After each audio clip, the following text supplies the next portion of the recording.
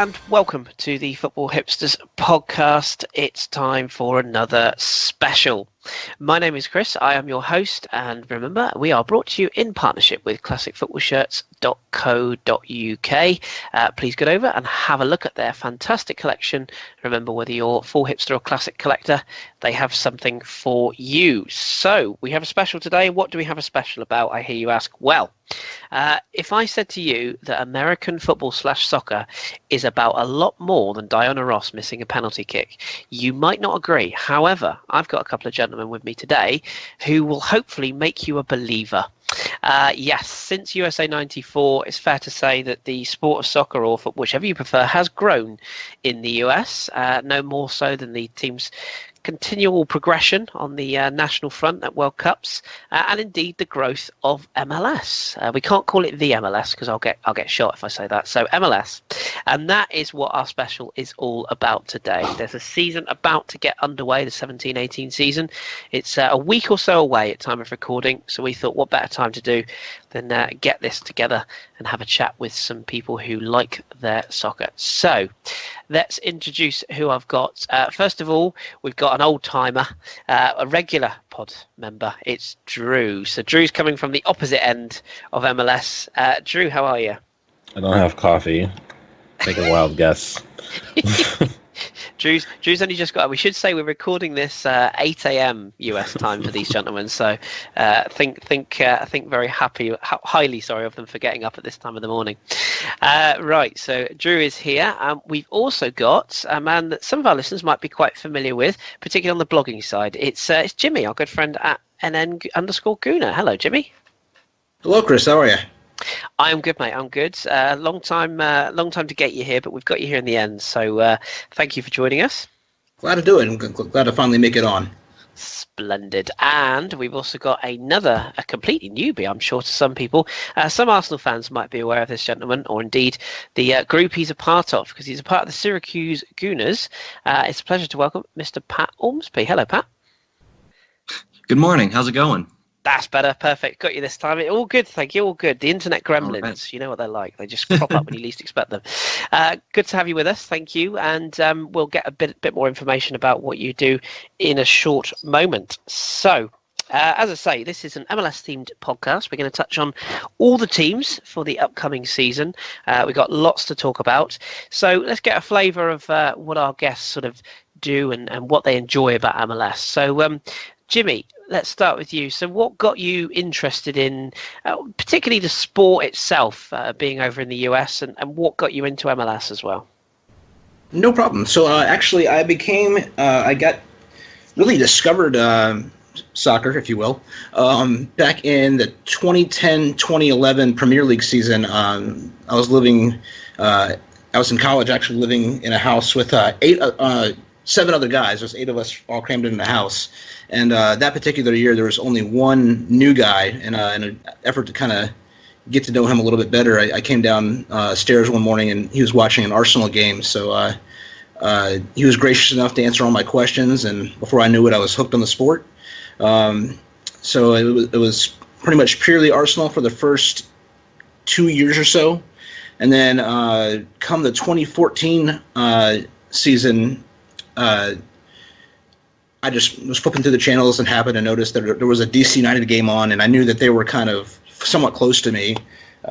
Because America is so big, my quote-unquote home team is still a good 3-hour drive from here.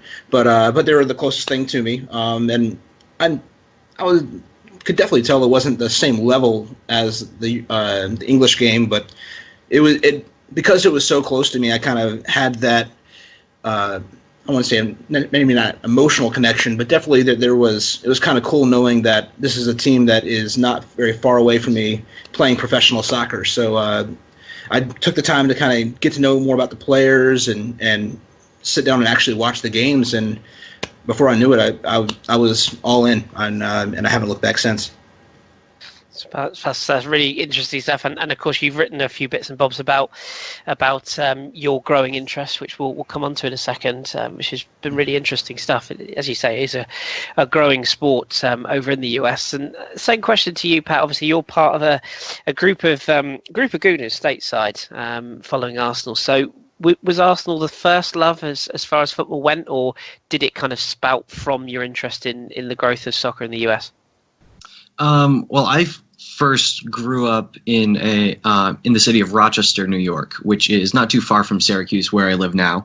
But Rochester has a third division team in the USL called the Rochester Rhinos. So I had grown up going to those games. So I've always kind of had an interest in the game, but USL is definitely not the same quality, even compared to MLS. But what really got me hooked was the 2010 World Cup.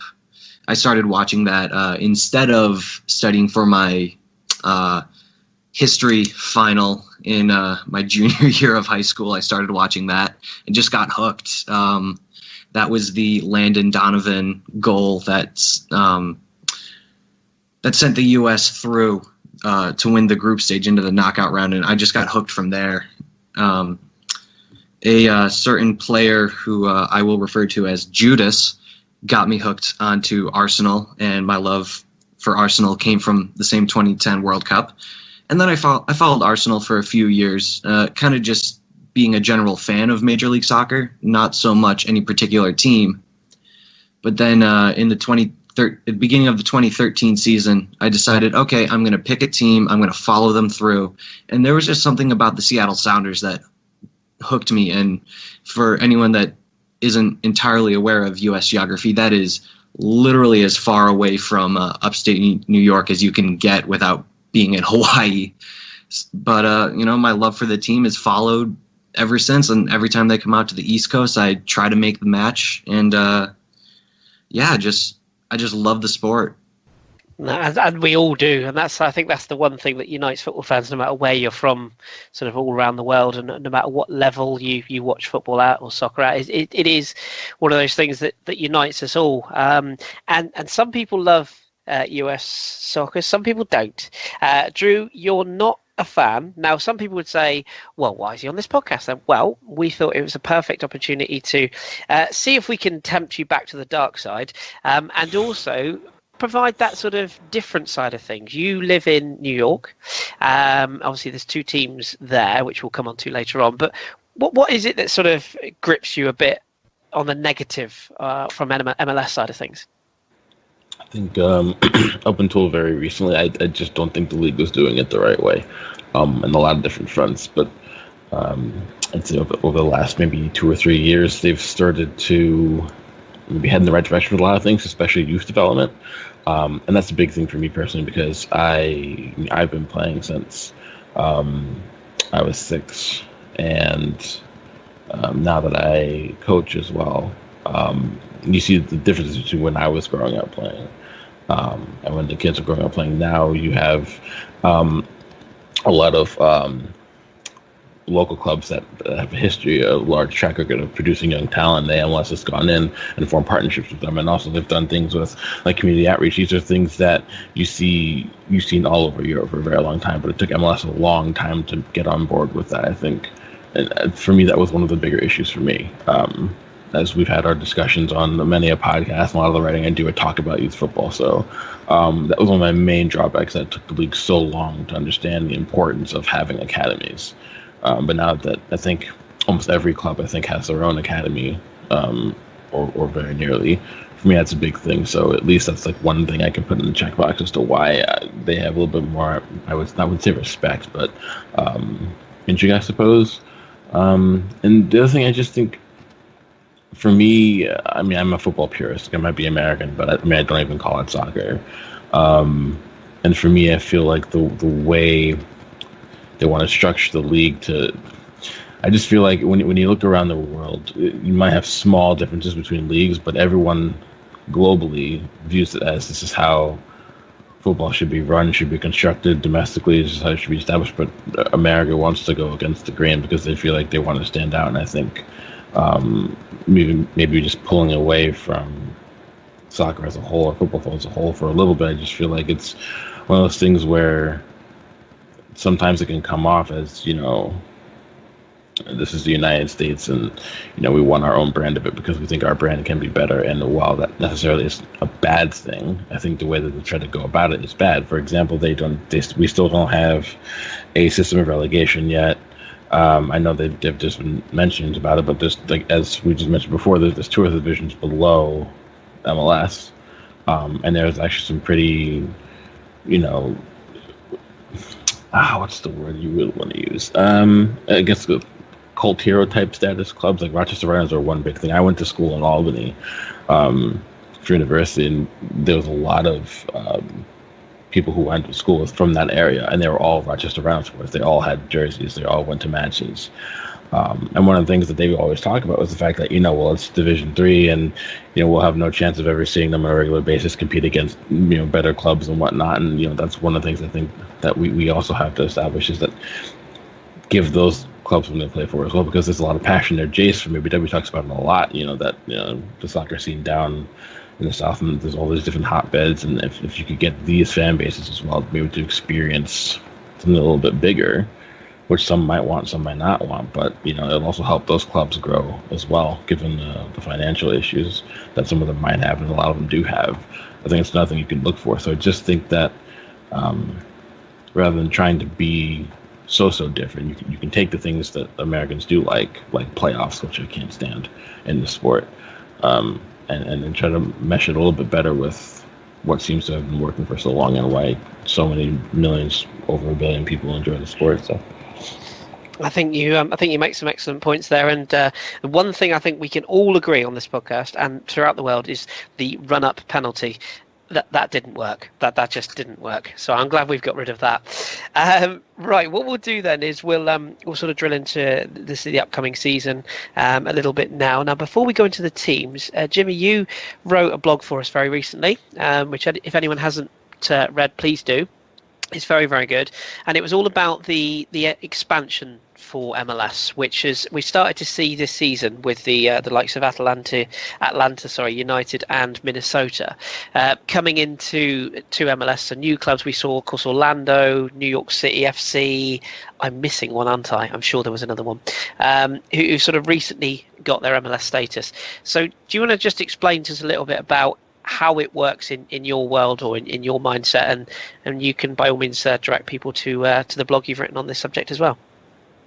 Absolutely. And first of all, let me just say that blog does not happen without Pat. Pat gave me everything. Helped me clear up things that I wasn't sure about, and gave me the information I needed, and I may or may not have plagiarized some things that he sent me. So I just want to make sure I give credit where credit's due on that. But yeah, basically, as the league continues to grow, so is the fan base. And like I mentioned earlier, America is a large country.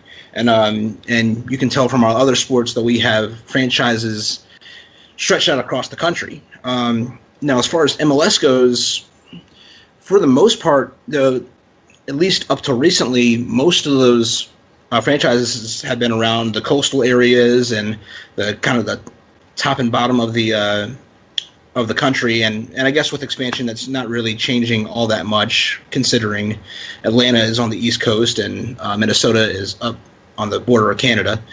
But there are more markets for supporters to buy into. There are more with each team that comes on the market. There's more MLS fans that can actually call a team their own, that they can actually get to games, they can drive to games, and be within that television market. And I think as that continues to grow, that can only facilitate growth in the sport itself as well, because it's garnering more attention, it's garnering more support, and that helps increase the league both financially and in terms of popularity. And that kind of spills over for my article was kind of talking about into the player pool. What the article I wrote was kind of exploring was, will this expansion of the league be beneficial for it? Will it actually improve the player pool, or will it dilute it? And through talking with Pat, what I kind of came to find was that as the sport grows among supporters here, it also grows among, first of all, young players, players that are coming up through, like Drew said, the youth systems here. They're actually, the players themselves are wanting to dedicate themselves more to the sport and possibly becoming professionals. And that also helps our youth academies kind of learn how to better prepare the young players. But it's also garnering more attention across overseas and other countries as well, particularly South American countries and Scandinavian countries has been the majority of where international players have been coming from. But we are getting more and more players coming from European leagues as well. So as the league continues to expand and more markets are being introduced, we're attracting better talent, and as well as facilitating the growth of better talent, which I think can only really benefit the league, both in how many people are being reached and being brought into the sport, as well as the quality of the play that we're seeing. I think it's like you say, it's a huge sort of change around in. It's almost a shift in career path, isn't it? Because obviously when you think of American sports, you always think of people are going to be baseball, basketball, American football. They are the three big sports, and probably even golfing as well. Yeah, I'd say golf is quite a large sport in America now. And as you say, it's making that transition into football, into soccer, where players leave school and actually want to do that as a career rather than settling for it as a second best option. So, yeah, it's definitely on the rise. At least we hope so anyway. What we'll do is we're going to go through some of the teams now. Some we'll hold our hands up. Some we're going to go into more depth than others. So if we do miss your club of choice, then we can only apologise. But we'll do our best to work through these. So we're going to take them in alphabetical order of the upcoming season. For those of you who don't know, obviously the MLS has got a switch around of Eastern and Western conferences. So again, it's all covered in the blogs, and it's very easy to look up. But it's essentially two different divisions across America because it's a lot bigger country than the UK. I know that'll be hard for some people to understand. Trust me, it's a big place. So we'll start with Atlanta United and get some views on them. Pat, you've had a look into this. These are, of course, one of the new franchise clubs. So what do you make of Atlanta United? They've got a lovely kit. Anyone that listens to this podcast will know I'm quite keen on my kits. So it's very AC Milan. What do you sort of think of their upcoming first season in MLS, and what do you think of their squad and what they've built coming into this season? I know it's Kenwyn Jones is part of their lineup. I'm quite excited to see if he's still got it, shall we say. Yeah, so Atlanta, of the two expansion teams, they seem to be making more of the headlines. You know, with Kenwyn Jones, they brought in a few young, deep designated players. Which have you explained what that is in past podcasts? No, go for it. Okay, so in Major League Soccer, the teams all have a salary cap. So they have a certain amount of money. Just for simplicity's sake, let's say it's $2 million for salaries, which I know doesn't sound like a lot, but then up to 3 players on your squad can make money outside of that salary cap. So that's where you get the, for example, New York City FC. That's where you bring in the David Villas, the Andrea Pirlos. Last year, the Frank Lampard, Steven Gerrard in Los Angeles, Thierry Henry, David Beckham. When those guys came over, they were all making designated player contracts. So they made money well above a certain amount, and it did not impact the team's salary cap. So that's how different teams can get these big players over. So the players that they brought over are there's a young forward named Joseph Martinez who is I've watched a couple of games, preseason games of his, and he is very exciting. Like I'm really interested to see what this guy can do in the next 2-3 years. But they've also brought in some players with MLS experience. One of my favorite players Michael Parkhurst, who was the captain of the Columbus Crew for the past couple of seasons, was brought in as a defender and is now the Atlanta United captain. Different squad depth players across the squad. Tyrone Mears, who used to play in England and spent the last couple seasons in Seattle, has some good experience and can bring a lot to that back line. And then most importantly, they have some young players. There's a U.S. Youth International named Andrew Carlton, who is just getting rave reviews left and right. This kid is really exciting, and I don't even think he's 18 years old yet. So just to have players across the board, someone like Kenwyn Jones, who's played at the highest level, Michael Parkhurst, Tyrone Mears, that all have good MLS experience and know how to win in this league.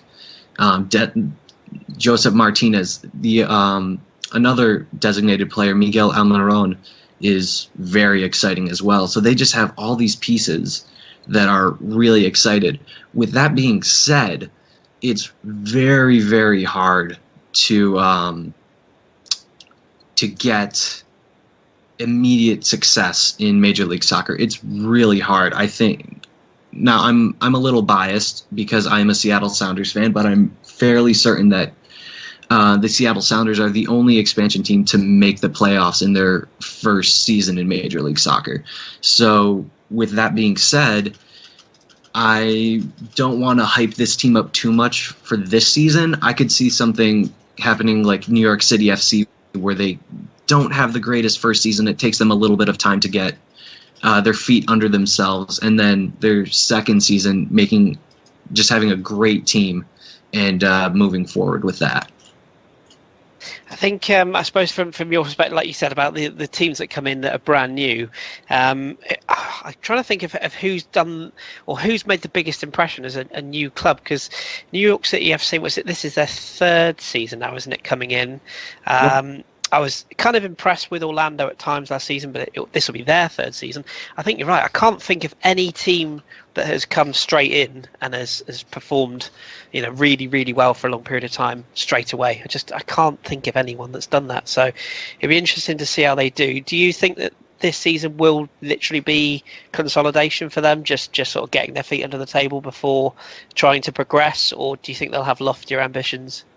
I think with these signings, any team that, say, between 2009 and 2012, when there were a lot of teams coming into the league, if any of them, say Philly, Montreal, Vancouver, Portland, any of those teams brought in Kenwyn Jones, 4 or 5 years ago, everyone would have been going crazy about that signing.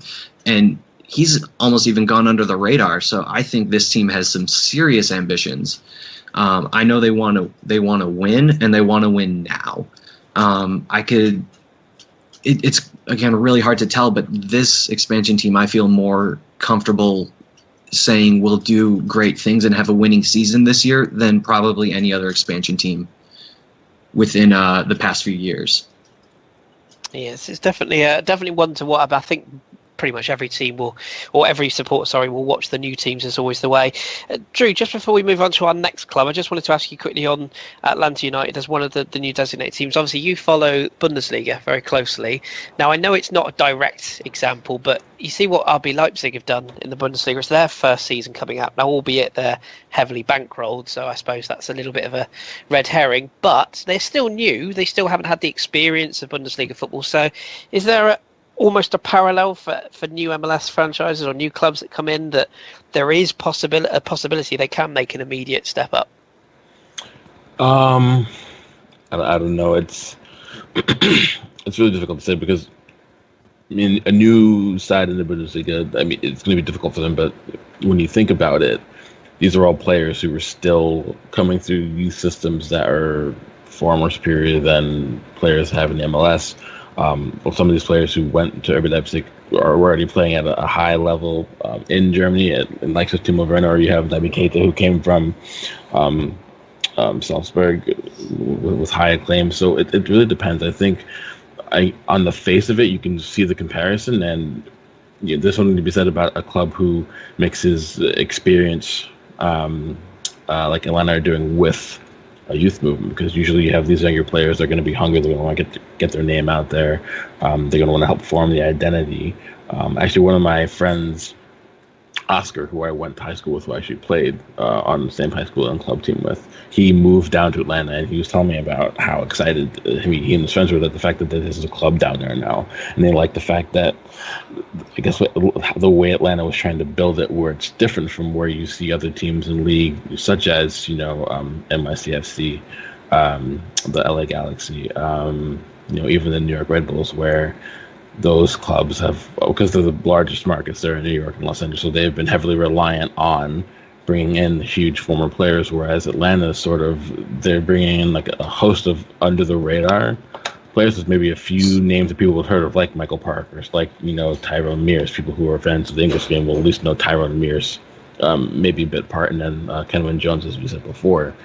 So I think for I don't want to use the term, but call them necessarily a hipster team, but for if fans are looking for someone to follow, a club that might maybe go against the grain a little bit, have some youthful exuberance about it, and really seeing them from the inception of trying to build something from the ground up, and maybe in a different fashion that you've seen some other teams over the years, then I think this would be a club we could follow.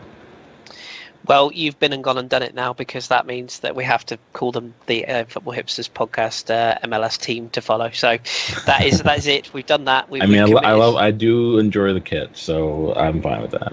Yeah, there you go. So we'll have to speak to Classic Football Shirts and see if we can get them to snare one of the new jerseys and give that away as a prize, maybe. But one other final fact on Atlanta before we move on to the next club. Their coach next season, La Liga fans might be interested by this one, Gerardo Martino. So the former Barcelona coach and former Argentinian national manager. So that's probably something. I completely forgot about that. That just goes to show how much is going on with this team, that there's so many things to talk about. Yeah, that's a huge name, isn't it? A huge caveat. I know he's not been I know after he left Barcelona, he wasn't hugely rated, shall we say, but managing Argentina, that's quite a coup. So, yes, they will be our Hipsters team of choice. Let's move on to another team now. For my sins, this is the team I follow. Has nothing to do with the fact Freddie Lundberg went over there at all, I promise. Chicago Fire. Now, we want to we'll stick with Pat for this one, because it's another team that Pat knows a bit about. So, Chicago Fire, Pat, they're one of these teams that you look at it and you go, Chicago, it's a big place, big support base. That they've got a bit of, whenever people think of America, it's one of those places people think, oh, Chicago, yeah, I know that. Why is it that they haven't been able to take this on and become a real quote unquote franchise player? Because season after season, they just don't seem to achieve what a club of the size should. So what do you make of what they've done in the rebuild and the players they brought in? Because they've shaken things up quite a lot, especially in the goalkeeping department this year. Yeah, they have. Chicago's an enigma. It's really hard to tell, because they go through some sort of big change every offseason. And the club just needs some kind of consistency. What the coach has done, or the manager has done this year, he's brought in some guys with MLS experience. Last year, he brought in a lot of guys, whether they were through the academy system or through the draft or an international signing that he brought in that just didn't know the league. So what he's done is, or what the squad has done, is they've brought in two guys with a lot of MLS experience that hopefully can just bring the team back up to where it used to be. Because this is not just a team that has just kind of always existed. Chicago used to be a big team in the league. They won. They have a championship under their belt. They have won the U.S. Open Cup, which is the American equivalent of the FA Cup, a number of times, maybe 3 or 4 times. I don't even know off the top of my head, but quite a few times. Do you think that, because you mentioned there, Drew's just brought up as well, Hristo Stoichkov is one name that you can think back to that played for them in the past. Do just a case of sort of rebuilding the whole structure? Because, like we say, they've let go of Sean Johnson, who was sort of one of their, I don't know if it's fair to say their big players. I don't know if that's fair to say that, but he was one that had been there for a while. So he's moved on. So they're looking at obviously shaking up the goalkeeping position. I look at some of the signings they've made. We got a question on this later on, but Dax McCarty looks like a good purchase. They've also brought in Ninkolic, the centre forward, who I think, from what I can gather from his time in Europe, they're quite excited by the signing. Juninho is another one. So are they the sort of club that you think that this is potentially the season that it might actually all come good with the signings they've made?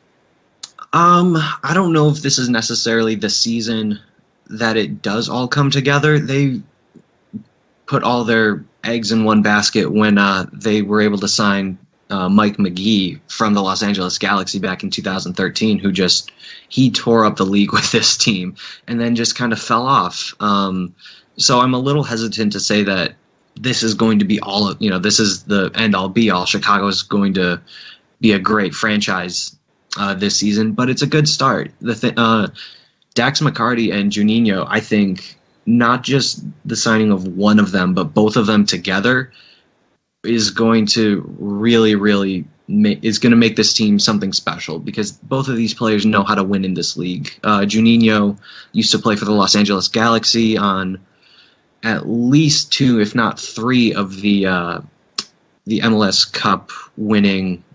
He won the MLS Cup at least 2 times with Los Angeles Galaxy. So the two of them together are going to be a great partnership in midfield. Ninkolic is he's gotten a lot of people excited. I'll admit I don't know a whole lot about him, but their manager Veljko Paunovic is very big on him.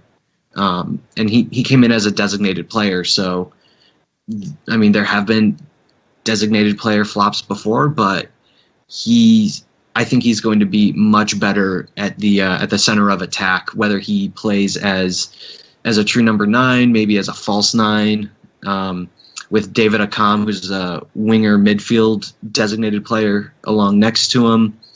The thing is, these might not be the right moves for the Chicago Fire,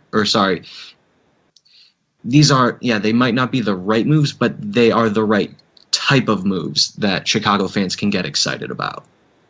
Yeah, well put. I think I know exactly what you mean by that. It's whether they fit or not, isn't it, I suppose? Yeah. But yeah, we will see. I will wait with bated breath to see if I'll finally support a team that actually do something, because I have a history, as Drew will know, of following teams from around Europe that are perennial underachievers, mentioning no names, Lorient, Paderborn. Anywho, Colorado Rapids. Drew, I'm going to ask you a little bit on this one. Because I'm sure I'm right in saying, correct me if I'm wrong, you have this thing about Tim Howard. I don't. I sure, was it? Maybe it wasn't you then. Okay, well, one thing you do have a thing about is Stan Kroenke. See, I got that one right. Now, with a team you look at, again, looking down the sort of the squad roster, whichever you want to pick, you look at some of the players that they've got there. I know one player that Ross will know a bit about. Sean St. Ledger is one of their defenders they've got there. They've also got players like Sam Cronin, who's been a consistent performer. Kevin Doyle, still going strong up front, 33 years of old, and of course the aforementioned Tim Howard, who I think is still the USA keeper, isn't he? I think he is. So what do you sort of make of a club that is run by another person we're not a big fan of as Arsenal fans? Is he ever gonna? I mean, does he even care about the Rapids' progression, do you think? No, I really don't think so. I mean, I think that they've actually done pretty well in their history. I think they've made the semifinals of the MLS playoffs on, I want to say, 3 or 4 occasions. They're former champions within this second decade. And I think 2010 they won, I do believe. But after that, they haven't really done quite well. I think for me, when you ask American sports fans about Stan Kroenke, and Kroenke Sports Entertainment, the issue is that every fan cites how much he just doesn't care, and he's so worried about real estate development. wouldn't think of it and come to the end of it. He also heads up the Colorado Avalanche in the NHL. Denver Nuggets. I think his son now has operational control of the Nuggets, but he passed it on, I do believe. But the one thing you can always talk about, it's and you can say this with Arsenal as well, is he's looking to pad sort of his what's the word I'm looking for? It's too early for this. His portfolio, if you will, about what's successful sports teams from a financial standpoint, if you will. And I think that's why Arsenal's so big to him, because Arsenal make him so much money that he can use them as leverage to get out new loans for more ventures, like moving the Rams in the National Football League away from St. Louis back to California, building a new stadium that's going to make him more money because of his ventures that are outside of sports. So for him, I think he just looks at his clubs that he runs. It's just more about just making money, and apart from that, I don't think he much cares. But the fact that Colorado actually is, by and large, that they're a pretty decent, relatively consistent performer in the league. I mean, that's just done on the back of the players they have, and they have an excellent support. Colorado is one of the least talked about actual football hotbeds in the United States. I think that sees them through, and they actually do have a nice stadium. I've never been to it. But so I don't think that their success has anything to do with him. I think he's more of he's just doing other things. I think one of the issues for me, that I don't, that I take issue with when it comes to ownership for sports is that, you can be a businessman all you want. You don't have to necessarily have a background in the sport. You don't have to necessarily be a former player or a coach or anything like that. But you at least have to be a fan of the team that you own. And people cite Roman Abramovich at Chelsea, that he does not have a football background, but he's an actual fan of Chelsea. He goes to every match. You see him celebrate, when they win the league, when they win Champions League, and obviously it's because it also makes him money, and the money he invests is now he'll get a return on it, because when you're successful, you see money returned to you, obviously, but he actually cares about the results. And I think at the bare minimum, if you're going to be an owner with any sports franchise, no matter the sport, you at least have to be a legitimate fan to take an honest interest in it. And I don't think Kroenke does that enough.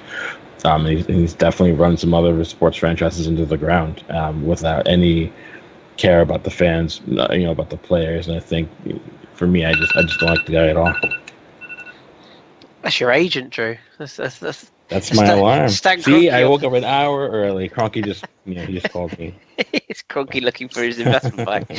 No, I think you make some excellent points. And looking at the squad as well for this coming season, I think I'm right in saying, I'm sure Pat will correct me if I'm wrong, Alan Gordon, ex-LA Galaxy centre forward as well, come on board. If that is him, I mean, that's quite the big lumpy strike partnership, Alan Gordon and Kevin Doyle. So that will be interesting to watch. Yep, that's him. Oh, wow. And I have been corrected. Jimmy has corrected me. Sean St. Ledger is no longer there. So any Preston fans listening in, the dream has died. He's not there anymore. So sorry about that. Right, on to the next one. Let's bring Jimmy back. Jimmy, Columbus Crew, are they more than just a nice kit? Yeah, and if you haven't seen the kit, Kris, you may have seen it already. They actually have one of the nicer kits that were debuted this season. I actually quite liked it. But yeah, I think Pat earlier called the Fire an enigma. The Columbus Crew are definitely an enigma. There is so much talent on that team, and last year they just completely underperformed. They have. The thing about the Crew is they're very top heavy, and their defense is kind of what let them down last year, which is strange because they actually have two more than decent fullbacks in Waylon Francis and Harrison Awful. But I think their center backs kind of let them down. I know Pat earlier sung the praises of Michael Parkhurst, and I think he definitely is a good center back. However, he very much relies on a partnership. And the problem with the Crew last year is that it had so many injuries that he really couldn't set a firm partnership with any one person. I was talking to Tim. Kris, I think you know Tim, the pilot on Twitter. South African Tim. No, other. Maybe you don't know. Oh, Tim. yes, Yeah, I know. Tim, yes. Yeah, he's a Crew fan, and we were talking to him yesterday, or I was talking to him yesterday rather, and he was kind of telling me that last year he was kind of stuck with Tyson Wall because Tyson Wall is basically a decent third string player, but that's about all he is. So because their main center back, whose name I am trying to remember, I'm trying to find it. Give me just a second. Alex Crognell, Hector Jimenez, Mensah, Jonathan Mensah. Oh, is that that's not the Gaston Soro. Gaston Soro. Oh, Soro, yes, of course, so, yeah. So Gaston Soro should be the star center back there, but apparently he's already been ruled out for the season. So it'll be interesting to see what head coach Greg Vanney is going to do to kind of try to rein them in at the back there. Obviously, Parkhurst is gone now. Tim was telling me that they saw they were trying in preseason some 3-4-3 action, but I just don't see that happening. But if they can shore that up, their offense has everything that they really need to be successful. After Kai Kamara left last season, which that was just kind of as good as he was, I think he was a bit of a poison chalice for them. I'm sorry, Pat corrected me. Greg Berhalter is the coach at Columbus. Greg Vanney's at Toronto FC, who we'll talk about later. But Kai Kamara is an excellent striker, and he still is, even though he's getting older. But he kind of had a bust up with Federico Higuain last year that caused a little bit of tension in the locker room. So after he left, Ola Kamara, no relation, actually not even from the same country, but funny enough, they had the same last name. He stepped in to that number 9 role and just took off. And I don't expect him to do anything less this season. I think he is an excellent striker, so him paired with Federico Higuain, who, if you don't know, is Gonzalo Higuain's older brother. That's going to be a very, very interesting partnership. And I think that if Higuain, who is definitely getting older, I think he's about 33 or 34 now, if he can stay healthy, there's definitely goals to be had there. And they actually have two of the better wingers in the league, I think, as well, in Ethan Finley and Justin Miram. So I think the attack is definitely going to be not going to be a problem for them. It'll be interesting to see what they do in central midfield. Will Trapp was kind of heralded to be a really good central midfielder for them and a future national team regular, but he's struggled a little bit. Injuries haven't helped, but he hasn't really lived up to his potential. I think we're going to see him and Tony Chani kind of battle for that center spot there, or maybe even play next to each other. I wouldn't be surprised to see Chani put it as the number 8 and Trapp put it as the number 6 because his passing is pretty good when he's on his day. But I think, like I said, if they can figure out their problems at the back, I fully expect to see them back in the playoffs this season, and if not a top half table finish. I think that they're in for a resurgence. Interesting. You heard it here first, boys and girls. Harrison Affle's one I must admit I've always looked at and thought he's got the pace at least to play at a higher level, but defensively you do wonder sometimes.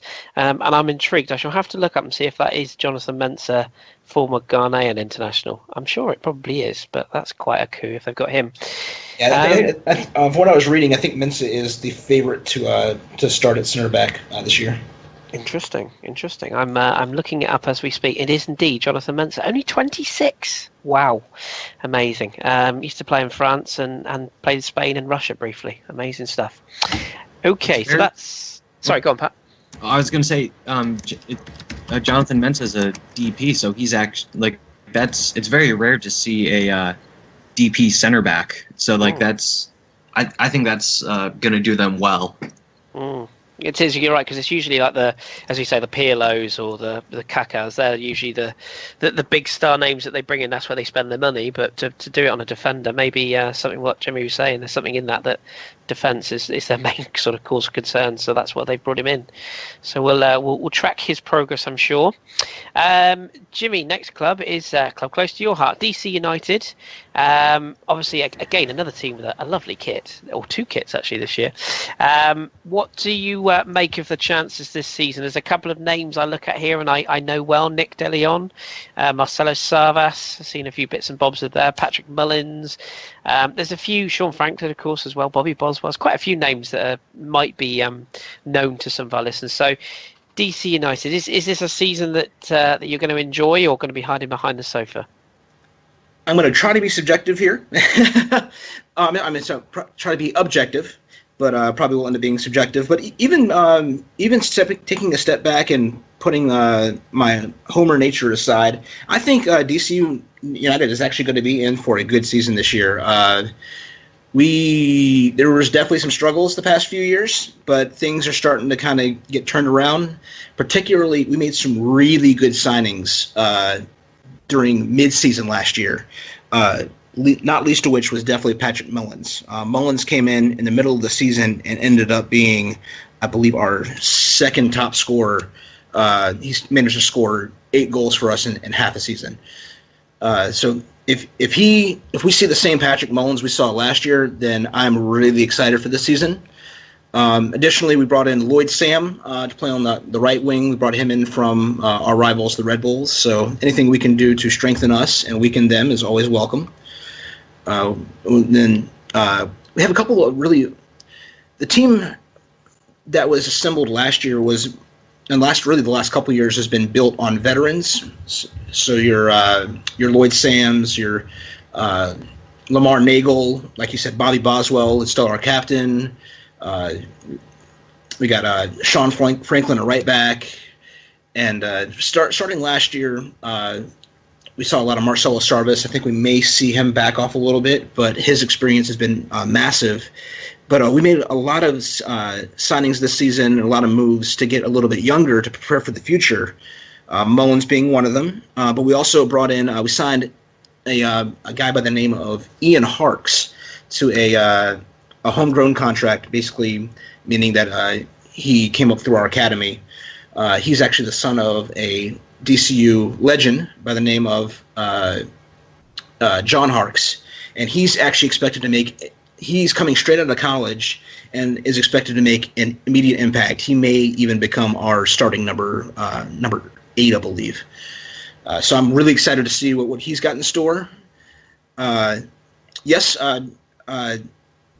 Pat brings up a great point. Julian Buescher is another young player that we actually got in the draft last year. He got some playing time last year, and I think we're going to see more of him, but he's actually one of the players I'm most excited about.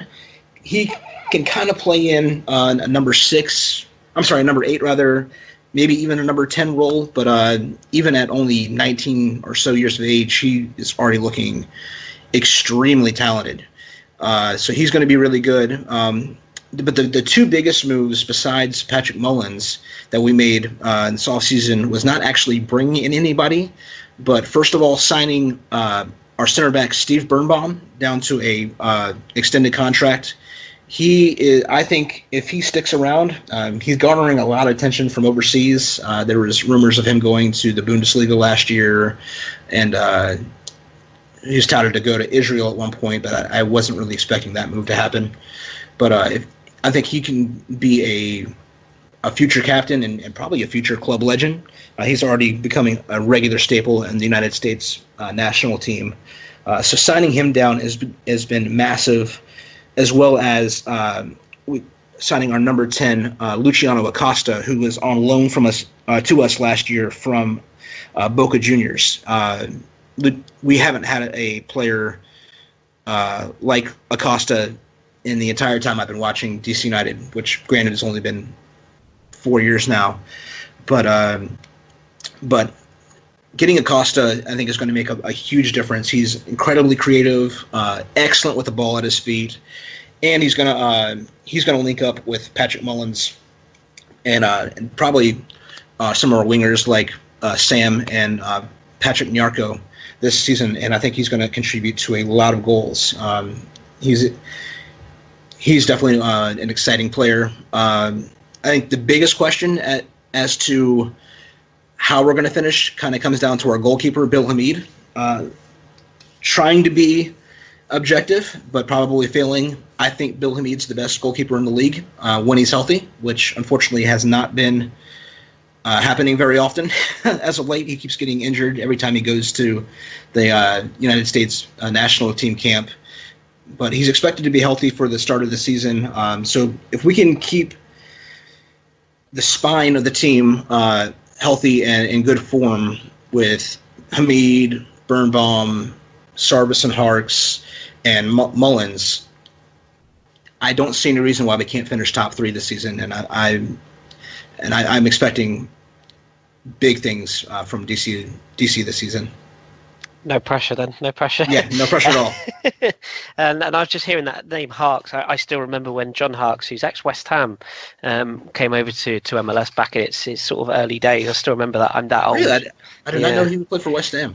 Yeah, John Harks was over there for, I think it's a couple of seasons in the mid-90s. I actually saw him play, if I remember rightly, going to an Arsenal game.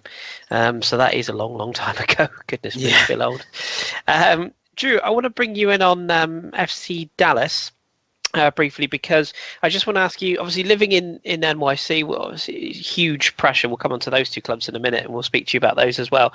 But living in a place like NYC, obviously you'll be familiar with how much pressure there is on a larger scale because of the sort of the size of the place. And Dallas is a very similar example when you look at what they could achieve. And I suppose there's quite a lot of pressure on a side of Texas's size of a place. It just puts that added little bit of spice into the teams that represent them.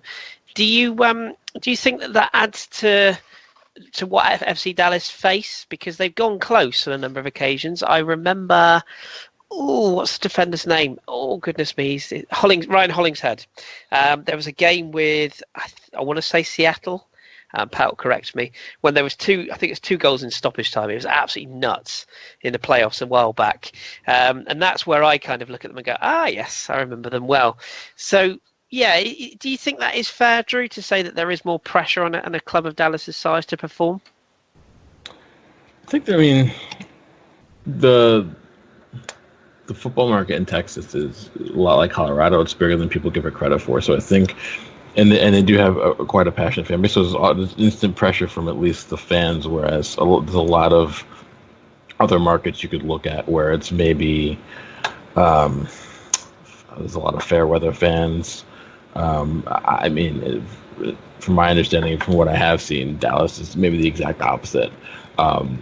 And as James just informed me that, it's one of the things I appreciate is that apparently Dallas has probably the best youth academy of any MLS team. So for me, I think if you look at it that way, while there's going to be pressure from being in a larger city and a larger market with a more passionate fan base, the pressure might be muted just a little bit because of the fact that they're always going to be bringing in younger players, and these players have to settle. Maybe Dallas is always trying to find that right blend between veteran and youth player and trying to build something like that. Maybe Atlanta's taking a cue from that. So I think there's always going to be pressure when you have that combination of Dallas has been consistent in their performances. Obviously they just won MLS. They won the U.S. Open Cup rather. They've made semifinals and finals the last 3 seasons, but they've never actually won the league yet. They've made the cup final, but they've never actually won it. But consistently, when you look back at their did I misspeak? Oh, U.S. Open and Supporters Shield. Okay, so in that regard, but they've never actually won the league, I don't think. But when you look at their track record in the league, even dating back to MLS inception, they finished second, third, fourth, second, third, second again 2 years later, then first in their conference. They finished first in their conference the last 2 seasons, so maybe with the way that the project is going, with the fact that they are producing good young players, with the fact that they are bringing in a fair amount of good talent to supplement the youth build that they're maybe trying to put through. The fact that they finished first in their conference the last 2 seasons, maybe that's something to build upon for this season. So I don't know if it's necessarily pressure. It could just be maybe expectations to get to that final hurdle that they haven't really done just yet. To maybe build on their success in the past. So perennial underachievers finishing in second, third, and fourth on a regular basis with a title thrown in between. Now, who does that remind you of, Drew? Anyway, we won't go there. Anything briefly you want to add on Dallas, Jimmy, before I move on to our next club? Yeah, actually, a couple things. First of all, Dallas actually, in my opinion, has the best center back pairing in the league, and Walker Zimmerman and Matt Hedges. And the fact that they are 23 years old and 26 years old, respectively, if they can manage to hold them down, that's going to be a very formidable partnership in the years to come as they continue to. I don't think they've even reached their peaks yet. At least Zimmerman hasn't. I think that's going to be key to their success going forward. But one of the things to their detriment is last year they lost one of their best attacking players in Fabian Castillo. He was a source of many of their goals last year, and he parted ways to go to Turkey a little bit controversially. So I think that their kind of decline towards the end of the season kind of coincided with his departure. So it'll be interesting to see. They brought in a new striker. Castillo was technically a wide player, but they brought in a new striker by the name of, I just had it, Christian Coleman. Christian Coleman, who is expected to kind of produce a lot of goals for them. And they also, the striker they had playing for them towards the end of last year, Maximiliano Urruti, theirs are both good players as well. I don't know if they're necessarily Castillo level, but if they can find their form, I think they can probably make up for the goals they lost there. Maybe not fully, but definitely for the most part. And but the biggest thing is going to be keeping their number 10, Mauro Diaz, healthy. Diaz is one of the best players in the league right now. He is absolutely electric. Probably the MLS level equivalent of a Mesut Ozil type player. Just plays an absolute killer pass. And if they can keep him healthy, they always have a shot of winning their conference. Yeah, I must admit, I watched Dallas a few times last season, late night over here, which is why I love MLS, because I could watch football all hours of the day. But yeah, Diaz and Castillo were the two that I looked at and went, yeah, you could perform in Europe. In fact, I wanted Castillo to come to Lorient, but it never happened. But yeah, those two were properly talented footballers, aren't they? Really high-level footballers. So yeah, I'd be interested to see where Dallas do end up. I think if Castillo had stuck around, they may have won the treble last year. Yeah. It definitely, when he left, it all did seem to go a bit haywire when he was out of favour, wasn't it? So that's when it seemed to go a bit wrong. But yes, speaking of going wrong, Pat, let's bring you back in. Houston Dynamo. Nice segue there. Any club would struggle having been managed by Owen Coyle in the past, I think it's fair to say. I'm sure Russ will chuckle along to that one. But yes, Houston Dynamo, is Sleeping Giant fair? I mean, is that a little bit too far? Or because they are a club that, again, people associate with MLS history. One of those clubs that people think, oh, they should do quite well. And again, they've struggled in recent seasons. Yeah. Owen Coyle, I think every fan, especially Dynamo fans, want to forget everything involving Owen Coyle in this club. So we'll just kind of move right on past that. But on the bright side, they have their new manager, Wilmer Cabrera. I'm really excited for him to be back in the league. He had a season under his belt at the debunked Chivas USA, or maybe it might have been 2 seasons, but he was able to take a train wreck of a team that ended up folding and getting them to finish well above where they should have finished. So coming into this project, I'm really excited to see what Cabrera can do to the team. The Dynamo were able to just re-sign DeMarcus Beasley, who seems like he will never retire from football. He played at Manchester City back in the day before they got all of that money. He played in Germany, Mexico, just all over. And they've been playing him as kind of a left-sided wing back to kind of get up the pitch whenever his legs will let him. But they have a designated player in Eric El Cubo Torres, who worked with Cabrera at Chivas USA. I'm excited to see if this team can get him scoring again, because he scored some incredible goals for a really bad team back in the day. But Dynamo, I don't know if this is another year of them.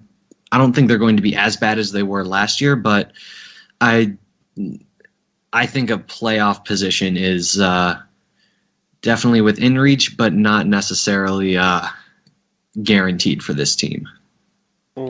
Yeah, I think that's a fair way of putting it, isn't it? Because it's all right coming back and re-establishing yourself. It's quite another thing taking the next stage on, the next leap forward to actually go on and challenge for honours. So a season maybe of transition for them. I'm going to be mean to Drew here. I'm going to give you, Drew, the opportunity to talk about LA Galaxy. Because I can, because they're one of those teams that everyone knows, and as you rightly make the noise there, everyone hates, because they've been successful, of course, and because they've had some players that are questionable. Ashley Cole still knocking around there. They have signed one player that maybe I can talk a bit about when you finished. Who very much excites me. Roman Alessandrini has pitched up as LA's sort of big signing this summer. Jermaine Jones is another one I look at and think that's quite a decent piece of business. Are they going to be everyone's favourites, do you think, again for this season? I think they're always going to be in the discussion for a team that can make a run. They have the history of bringing in a lot of the bigger name players, because LA, along with New York, are the two biggest sports markets in almost every American sport. Not every, but they're close to it. So, they also have, I don't know, I'm not sure about the financial aspects of it, but they do have players like Jermaine Jones, who is former / current / maybe American international, depending on how Bruce Arena wants to take it. But he's on the books. They have Giovanni Dos Santos is there, Ashley Cole. As you just pointed out, Roman Alessandrini is also there. Jelle Van Dam, people who know Belgian football will know him to a certain extent. So they do have, and Gazi Zardes, who when he was younger came through with some bit of hype. So they do have a nice little core for them. And usually what I will give them credit on, they're so good about having that strong core of maybe 3 to 5 players and building a team around them of, I wouldn't necessarily call them utility players, but players who know their roles well, who do their roles well, and then they more often than not build that into a nice little run for themselves every season. So I guess you can give them credit for understanding how to build the right sort of teams and to take them forward. So I don't know if you necessarily peg them for winning MLS, but like I said, they're always in the discussion of teams that can go a little bit deeper, finish maybe top 2, 3 in their conference, and then maybe make a push for MLS Cup. So yeah. Yeah, it's a team that everyone knows a little bit about. Obviously, the Beckham-Gerrard thing probably helped that in the early days. Landon Donovan, of course, as well. Jimmy, another team that we're looking at with regards to a newbie, Minnesota United FC. They're the other newbie this season. What do we think with them? Are they a little bit less prepared than Atlanta maybe are? I don't think so necessarily. The thing about Minnesota is they approached their inaugural season much differently than from Atlanta. Pat kind of touched on earlier. Atlanta went for names. They brought in your Kenwyn Jones, and they're supposedly looking to sign the Tim Howard's backup, Brad Guzan from the national team. But Minnesota, whereas Atlanta kind of looked for players coming in to MLS for the first time for the most part, Minnesota actually is kind of looking to build from within MLS, I guess you could say. They made some excellent moves, in my opinion. In the draft there, they brought in Mohamed Syed from the Columbus Crew, who was never really a nailed-down starter there, but I think was always excellent. So I think if he's probably going to be playing in probably the center of midfield, maybe a little bit higher, but on his day he can definitely contribute a lot. But the two biggest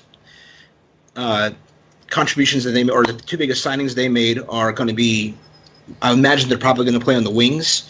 And they brought in Johan Venegas from the Montreal Impact and Kevin Molino from Orlando City. Both of these guys are excellent wide players. Molino especially. Molino in a Orlando team that was less than stellar last year was one of the high points. He was the only player that actually looked any good besides Kaká. So that was the fact that they were able to bring him and Venegas in. I think is going to definitely be good for them. And I think that MLS experience, bringing MLS veterans, is kind of understated at this point, because granted, MLS may not be the same standard of quality as some of the other leagues in the world, but it's its own unique beast. And having players that have played in this before, have played in MLS before for other clubs, there's definitely something to be said for that, I think. And I think I really think that this is going to be maybe not a great first season. But I don't see them finishing bottom of the table. I think we're looking probably at a mid, maybe lower mid finish for them. But they're laying the groundwork to do some really big things, I think, in the future. I think they're setting themselves up for long-term success. I think kit's got to go, by the way. I'm saying that right now. I'm not keen on the grey kit. That's that. Just quickly, Pat, you just wanted to make a point about they used to be in the NASL. So they're kind of, they're not completely new, would it be fair to say? Yeah, so in the past few rounds of expansion, we've seen kind of two different approaches. I'll compare 2015 with this group of teams. New York City and Atlanta, there was no pre-existing team, so those two teams really had to go out of their way to kind of win fans, which is why you get the big names, whether it's Joseph Martinez or David Villa or Frank Lampard. You want to win the fans over. Whereas Orlando and Minnesota, who we're talking about, were in the lower divisions. Orlando being in the third division USL and Minnesota in the second division NASL. They have they have well-established fan bases. There's a soccer community within the city itself. So they don't need to go out of their way to win fans over like you do in New York City or Atlanta. They can just go out there and, get some teams. They got a very good coach who knows the league in Adrian Heath, formerly of Orlando. So he already knows how to go through the expansion process, and his tenure at Orlando was not the longest. So he he has another opportunity to learn from his mistakes. So I see Minnesota as more of a club for the long run in Major League Soccer. And also just want to give a shout out to Bobby Shuttleworth, who is now the Minnesota, or one of the keepers at Minnesota, who played in Buffalo for a few years. So local guy to me. So Good. Yeah, you feel free. You can shout out whoever you like. And very quickly, actually, we did skip over one thing when we were talking about LA. New coach. You want to just touch on briefly? Jimmy, do you want to take this one? Yeah, I'll jump in on this one. I think basically one of the most understated things about LA is losing Bruce Arena. Bruce Arena is, I may be wrong on this, but I think he's the most decorated coach in MLS history. I know he won the very first MLS Cup, and he's won a few with the Galaxy. Just a note that first MLS Cup was for the DC United. Just throwing that out there. But he definitely knows what he's doing, and that's why he was brought in to coach the national team now. But with him leaving, they're bringing in the coach for LA Galaxy 2, which is their USL affiliate team, a guy by the name of Kurt Nolfo. And Kurt Nolfo also, like Arena, had experience coaching DC United a couple of years ago, and that did not go well. He did not enjoy a whole lot of success his first in MLS. So I think USL was a little more his level. So granted, with LA Galaxy, with the players they have, they always are favorites to be right up towards the top of the table, but I think we may see them struggle a little bit more with an awful at the helm. I think losing Arena is definitely going to be a big blow. Yeah, I think that's a fair point. He always looks like he has a rubber face to me, Bruce Arena. I'm never quite sure I trust that face, but yeah, that's a whole different subject. Drew, you are going to have to leave us shortly, so we wanted to get your thoughts on the New York clubs before you jet, if you pardon the expression. So New York City and New York Red Bulls, they're in your neck of the woods. I think you've been to a few Red Bulls games in the past. Mm-hmm. So who's in line for the more successful season, and why, do you think? Well, I think for New York Red Bulls losing Dax McCarty was actually a big blow.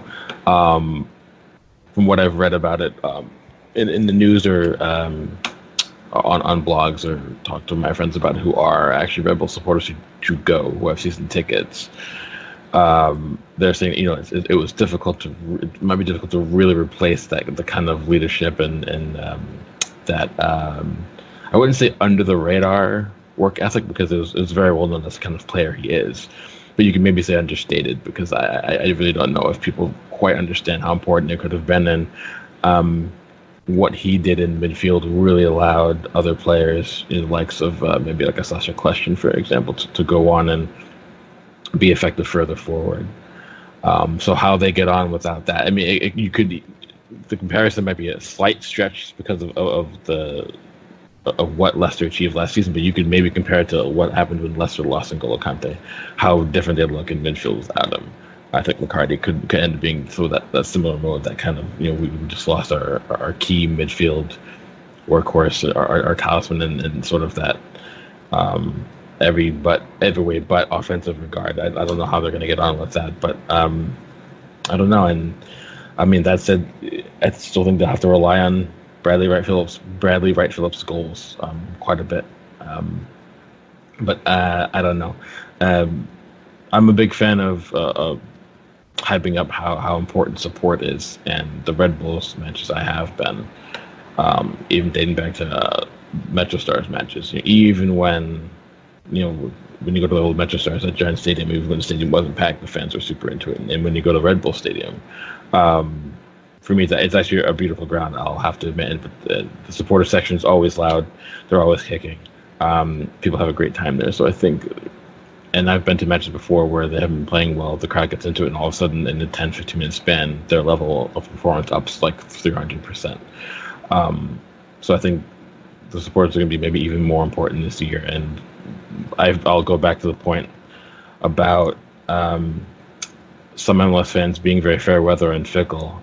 So losing one of their most influential players maybe might be a season of struggles. This is where we will see if MLS support bases rear its ugly head again. It might be a bit of a transition period. So we'll see. But I think they'll be okay. I think in regards to NYCFC, I kind of, it's difficult. I almost want to hate what they're doing because of the clubs they're affiliated with, obviously.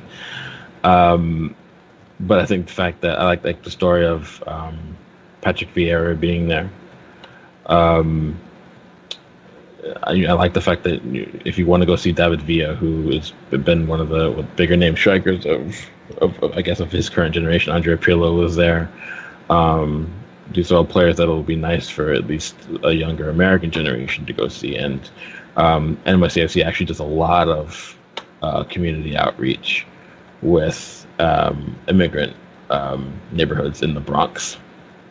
So before I talk about the season, I just want to talk about how important I think how the club understands grassroots football in the United States, and also involving communities and getting their academy involved, getting the players involved. I think it's super important in regards to what I expect them to do on the pitch. I mean, as long as you have someone like a Pirlo pulling the strings, you're going to be in contention to at least make the playoffs. And David Villa is there. He still, didn't he win MLS MVP last season? Am I not mistaken? He's always going to be incredibly important. So I think even if you have just those two players and someone like a mixed Screwed, I think that could be enough to see them over the line. Even if they don't make a run, I don't think they're capable of making a run for winning MLS Cup. But I think they should make the playoffs at least. So I think both New York teams could put themselves in that kind of position. It's just going to depend on maybe a few factors. But yeah. Also, I just wanted to say, I know going back, I think the football community in New York is maybe overshadowed by the fact that this is where the New York Yankees are, the New York Rangers. These are huge sporting institutions in not just New York City, but in American sports. But because New York City has 8.5 million people, because there's a massive immigrant community here of everything from West Africans to Eastern Europeans to even a lot of the Asian community gets heavily involved in the sport. That's why I think New York's MSCC understood the importance of getting these communities involved, because that's almost kind of what they're building on. A lot of New York's history in that regard, even right down to the way their kit looks, is paying homage to the history of the city. I think they understand about how important the immigrant communities play in that a role in the city, so they want to get involved in that. And really tap into a market that's always been here, even back to when I was young and playing. But there was never a club here apart from the Metro Stars, but I would get to a Metro Stars game. So the fact that NYCFC plays at Yankee Stadium, it's connected by 3 different subways, plus a commuter rail system, plus you can always take the bus there. The fact that fans can actually get there and get to see at least some football live. They also host a lot of the summer tournaments where you have the big European clubs come over to the United States. The Yankee Stadium always hosts at least 1 or 2 of those. So they also get to go see some of their favorite players that they wouldn't get to see live, throughout the year. So I think, while I hate the club they're affiliated with, I like what they're doing, and I think if they keep on that track, I think they could potentially become one of the more consistent clubs in the league on the whole, as long as they sort of keep the course. So. Good stuff. Yeah, no, I think you made some good points, especially about the work in the community, because that's something that's often overlooked by people who look at American sports and what they do in the community. So that's a very, very good point. Well, thank you, Drew, for stepping into this point. Hopefully we've made a believer out of you slightly, maybe-ish. Not, but you never know. I'm sure we'll pick on you throughout the season of MLS and see if your interest has grown or decreased further. So, thank you for stepping in, and we'll speak to you again on the regular pod next week. Yeah, and I'm sure I'll pester Jimmy later when Leverkusen loses. So, which they're already doing. Happy days. Okay. Have a good day, mate. I'll see you guys later. Will do. Right, so then 3 or 4 became 3. So we're going to plough on with the rest of our previews of the other teams then. And I'm going to, we can always come back to the New York clubs, by the way, because I think we've got a couple of questions that flirt around that area. So I'm going to lump on Pat heavily here. Pat, I'm going to give you all three Canadian teams all in one go. How mean am I? I know, I had to do it. So, for those people who might be new to MLS, we've got the three teams in Canada. We've got the Vancouver Whitecaps, we've got Toronto FC, and we've got Montreal Impact. Who do you feel is in line for the best season? Who do you feel might have the best squad? And who is going to come out the perennial underachievers from the clubs up north, shall we say? That's a tough one because, in all honesty, I like everything that all three of these clubs have done during this off season. I think Toronto, who I will try to, as we mentioned before, I'm a Seattle Sounders fan. Seattle beat Toronto in the final, so I'll try not to rag on them too hard. But I like what they've done this off season. The players that they've brought in, they were able to keep their squad together, the bulk of their squad together. Not only the Michael Bradleys, Michael Bradley, Josie Altidore, Sebastian Giovinco, but they were also able to keep guys like center back Drew Moore, their fullbacks Justin Morrow and Steven Beitashour, who are both very, very good. Young Canadian Jonathan Osorio is a big piece. And they have a lot of young guys in there as well. Marky Delgado is a great player that I will, no matter who he could score 4 goals against Seattle and I'd be okay. He's a great kid. I really like what he's doing with that squad, or what he's doing on that squad. Whether it's a starting role or off the bench, I really like him. Montreal is, they made big news when they were able to bring over Didier Drogba. He kind of fizzled out at the end of last year to make way for their striker, Matteo Mancosu, who I think is a great player. Their front attacking three of Matteo Mancosu, Ignacio Piatti, and Dominic Oduro are, although they're all kind of getting up there in age, they're very dynamic.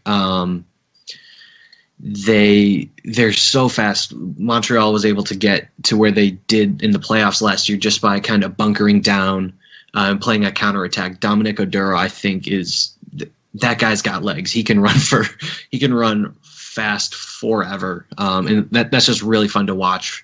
Even if you don't like counterattacking football, which I don't usually, but watching Dominic Oduro on the ball is just, I almost think he's faster with the ball than without it. Their defense is pretty good too up in Montreal. Laurent Simon, he's usually like the 22nd, 23rd guy on the Belgian national team to get called up, but he's a great player.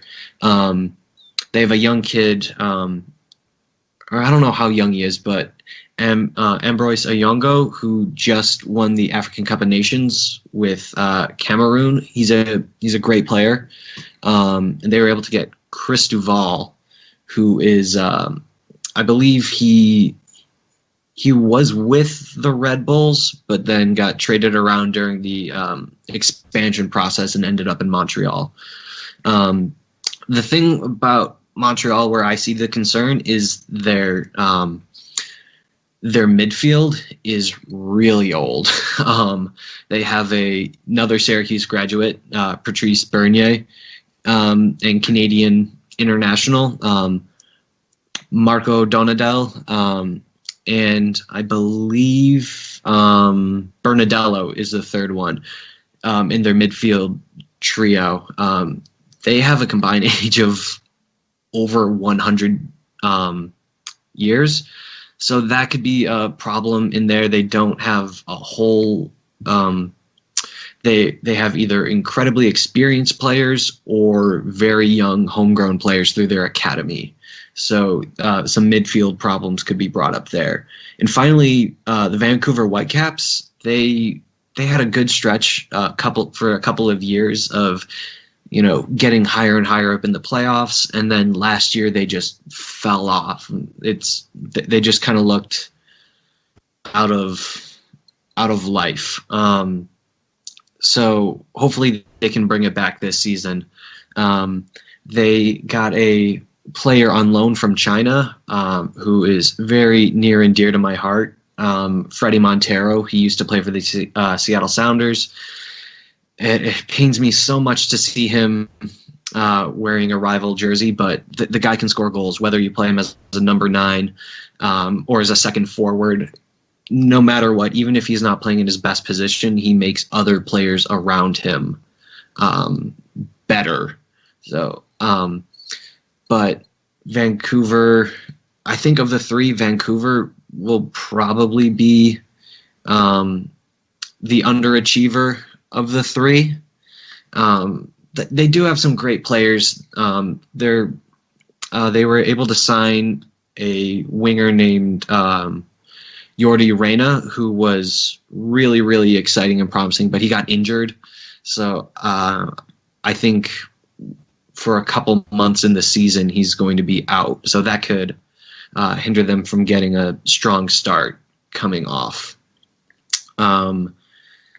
But between Montreal and Toronto, about who's going to be better, it's kind of hard to tell, because last year their playoff series against each other in the Eastern Conference Final was open. It was exciting football. It was, even though there was a 5-3 game that went into overtime because of away goals from the first game, it was just ridiculous. I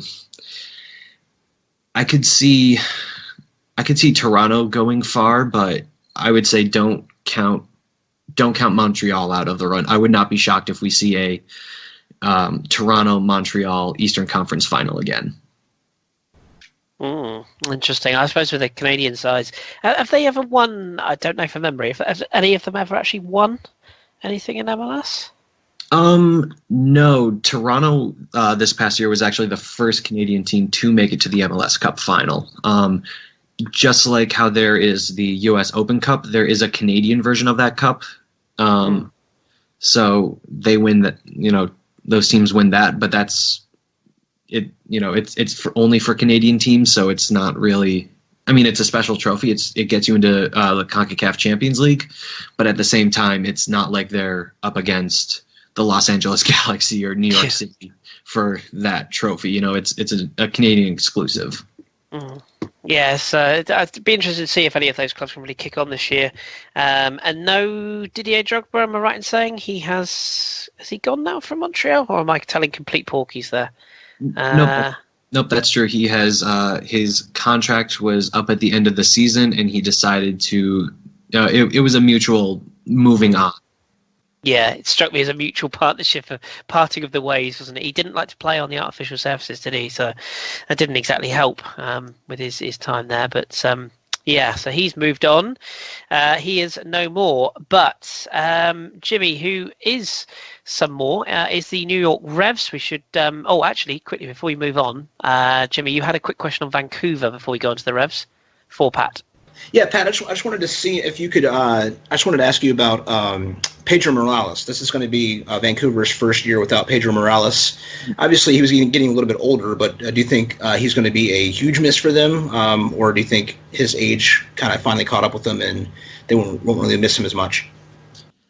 It's kind of hard to tell because their season just overall the team just looked very flat, not very creative towards the end of the season. So I'm also interested to see how much of it was on Morales and how much of it was on the squad as a whole.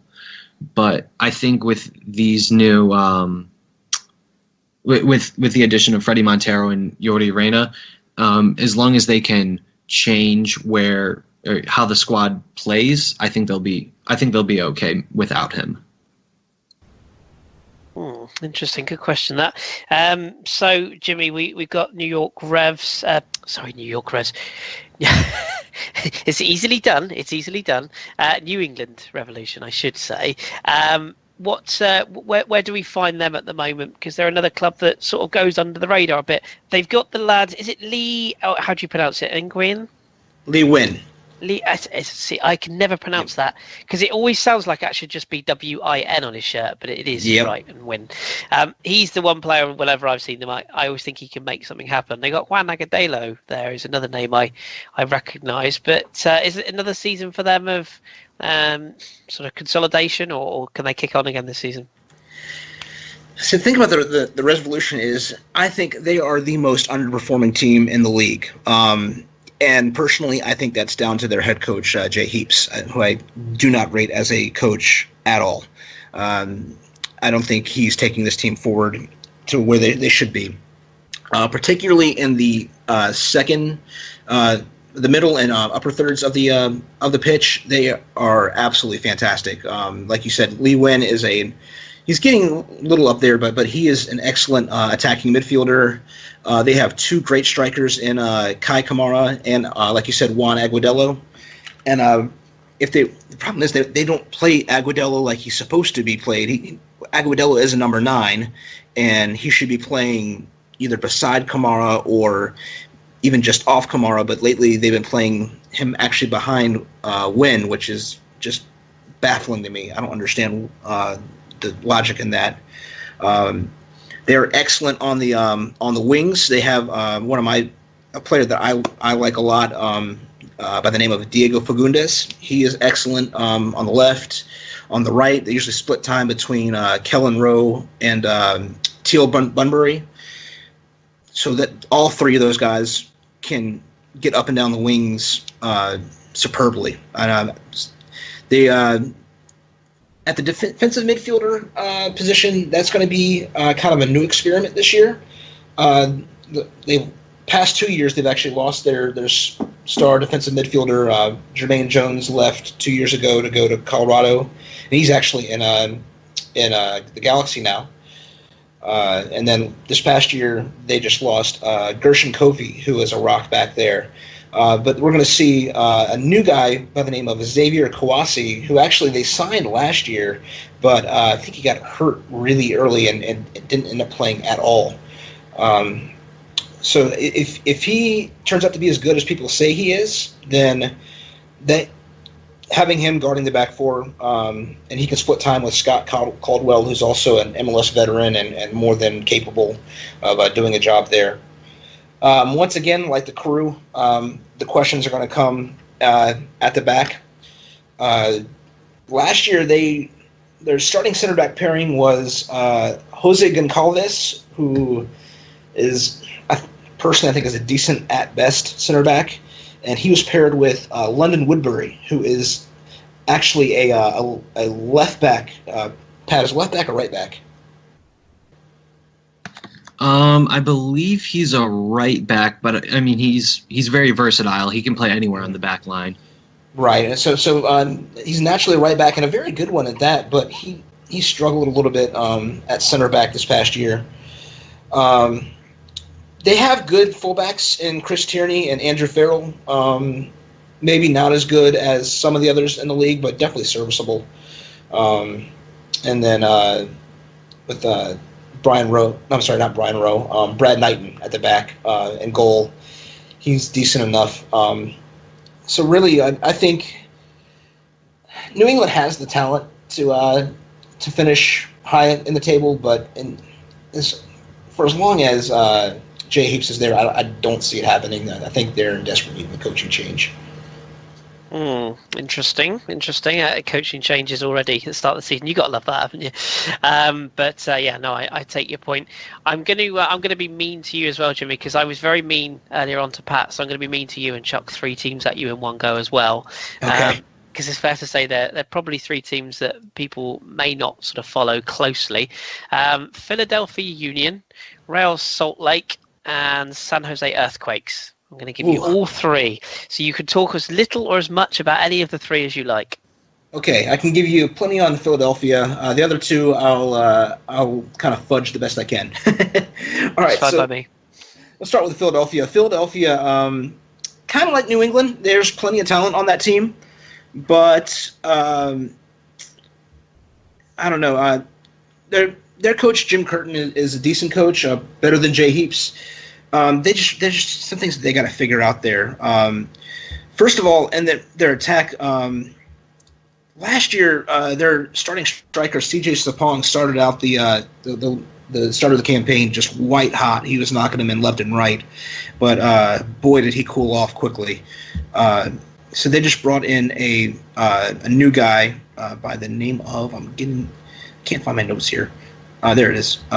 New guy by the name of Jay Simpson, who I think is played in the lower levels of English football up until recently. He's ex-Arsenal as well, Jay Simpson. He's ex-Arsenal. I did not know. Wow. Came through the youth academy at Arsenal. Yeah. I'm a little bummed at it. I didn't know that. But yeah, so he's expected to kind of make up some of those goals there. Additionally, they also have on the wing they have one of my favorite players from his time at DC United, a guy by the name of Kris Pontius, who while he was at DC in his last couple seasons, definitely had some injury struggles. But boy, when he's on his game, he is excellent. And for any fans of the American TV show Jackass out there, not that Kris Pontius. But the biggest miss for Philadelphia, I think, is going to be their attacking midfielder by the name of his name was Tranquilla Bernetta, and he was very good, but he left to go back to his home nation of Switzerland. So they have their second string from last year, a guy by the name of Roland Alberg. He's going to step in, and he's perfectly capable. He's not quite as good as Barnetta, but he showed some real brilliance last year. As far as the other two midfield positions go, one of them, Alejandro Bedoya, he is a mainstay on the national team. He's kind of a bit more of a utility player. I think we're going to see him play somewhere between center and midfield and the right wing, depending on where he's needed. But he's good enough where he can play wherever he's called. But at the back, it's going to be kind of down to whether Maurice Edu, who is touted to be a really, really good player, whether he can make it back or not. If he can, we'll see what he's got. If not, I can't remember the guy who plays back there. Typically, I think it's Brian Carroll, if I'm not mistaken. But I'm not sure that they have that rock in the center of midfield that they need to protect that back line. And then their back line is decent. Keegan Roseberry was one of the best fullbacks last year. He made the All-Star team. So did their goalkeeper Andre Blake. Might be some questions at center back. I think Richie Marquez is actually expected to partner their new signing, a guy by the name of Aguchi Onyewu. I got that right. Thank you. Excuse me. The Union have always kind of had decent full center backs, but not spectacular. So we'll see if Onyewu can kind of raise that level a little bit. RSL, they're good. They're a good team. At least they were last year. They finished fourth in their league. They're getting a little old. Kyle Beckerman, in particular, has been a mainstay in that center midfield. I'm sure if anyone has watched a national team game in the last few years, if you just look for the guy with the massive dreads, looks like he hasn't showered in years. He is still a decent player, but he's not the player he used to be. So they can't really rely on him as much anymore, I don't think. I think they're going to rely quite heavily on well, the thing is that they lost a couple of their really good players, too. They lost Burrito Martinez. His real name I can't remember off the top of my head, but Burrito is one of the best nicknames I've ever heard for a soccer player. As well as their attacking midfielder, Javier Morales, who was just absolutely spectacular for the past few years he was there. So that's going to hurt a little bit. They do still have João Plata, who is a very good attacking player, and they did just bring in on loan a guy by the name of Brooks Lennon from Liverpool. So he's going to be expected to kind of slot in directly. So yeah, I think that kind of that only other real notes for RSL is they have a young center back by the name of Justin Glad, who they just re-signed, who's expected to be really good. He's currently playing for the United States under-17s national team. And then at the back, they have their mainstay goalkeeper of Nick Raimondo, who has always been on the fringes of the national team, but never really a consistent starter there. So yeah, that pretty much covers Real Madrid, not Real Madrid, Real Salt Lake rather. They wish. They wish, yeah. And then the third one was the San Jose Earthquakes, who woof. That's not a good team. I'm sorry. They have so many gaping holes there. Chris Wondolowski has been relied on for the past few years for the majority of their goals. If I'm not mistaken, he's 33 now, so he's got to start slowing down anytime now. They do have a good second striker that pairs with him by the name of Quincy Amarikwa, but he's spent a lot of last year on the injured list, and I think he's expected to start this year on the injured list as well. As far as everything kind of in the midfield going back, not a whole lot to be excited about. They did just sign. In the first round of the Super Draft, they drafted a college kid by the name of Jackson Ewell, who is supposed to be one of the top of this year's crop.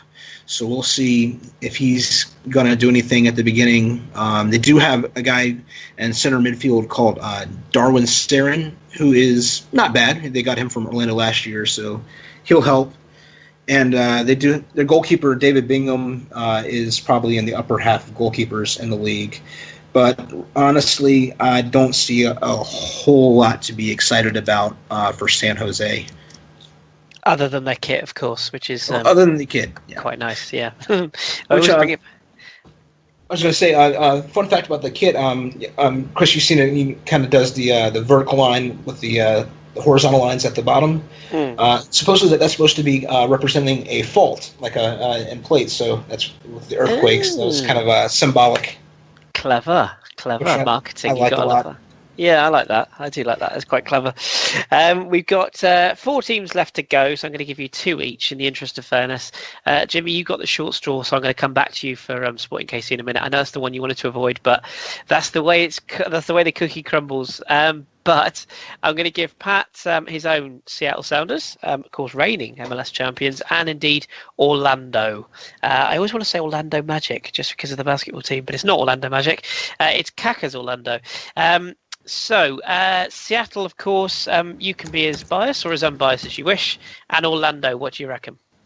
All right. I know as I sit here in my 2016 Seattle Sounders Championship t-shirt, looking at my 2016 MLS Cup Seattle Sounders Championship flag on the wall, I will try to be as unbiased as possible. But Seattle Sounders are probably, other than the New York clubs and Los Angeles, one of the biggest franchises in the league. They play at the Seattle Seahawks football stadium, so every week they're packing in 40,000 fans. For their bigger games, they can get up to 50,000. But it's kind of strange. Last year they had a terrible first part of the season under their old coach, Siggy Schmidt, who was the only coach that the MLS franchise had known. They did not start off well. Clint Dempsey had gotten injured and was away with the national team. They were just leaking in goals while Panamanian international Roman Torres, my favorite player, was out. And their midfield was just looking stale. They weren't getting in goals from one of their designated players who's no longer there, Nelson Valdez. But they brought in Uruguayan designated player Nicolas Ladero, and made a head coaching change to Brian Schmetzer, who was the head coach when they were in the lower leagues. And they just went on a great run. I think they won 8 of their last 12 or 13 games, lost maybe only 2 or 3 of them, and were able to get into the playoffs, got in the right groove, and just went. With that being said, they took away a lot, or they lost a handful of players that helped them get there. Tyrone Mears, who's now with Atlanta, a central midfielder by the name of Eric Freiberg, winger Andreas Ivanschitz, all departed the club. Designated player Nelson Valdez, who only scored 2 goals for them last year, but they were 2 big goals. But it looks like Clint Dempsey is back. They signed Will Bruin, who was a number 9 striker from the Houston Dynamo. Harry Shipp, who was a attacking midfielder and winger from Montreal, which are great signings. Kind of like Atlanta, even if those signings don't work out, those are the kind of signings that can get this franchise excited for their title defense. They're not going out and bringing in, they're not paying over the top for a DP striker. They're going out and getting a guy with MLS experience for when Clint Dempsey and defending Rookie of the Year Jordan Morris go out on national team duty. They've signed a few homegrown players. They've kept a number of their homegrown players, and essentially their spine that got them to MLS Cup. So it'll be interesting to see, because really the championship is usually always decided on what team can hit the right form at the right time and just go on a good run. So now that Seattle fans have a championship under for the team, it's almost kind of a nice little sigh of relief, but not any means to get complacent. Now on to Orlando. They are, like I had mentioned before, they were a team that were in the lower leagues that then bought their way into promotion in a way. You can look at Jimmy's article to kind of get a better understanding of that. They didn't just throw some money and get into the league. There was a bigger process, but I digress. They, this is Kaká's team. He's their DP. They essentially build this roster around him.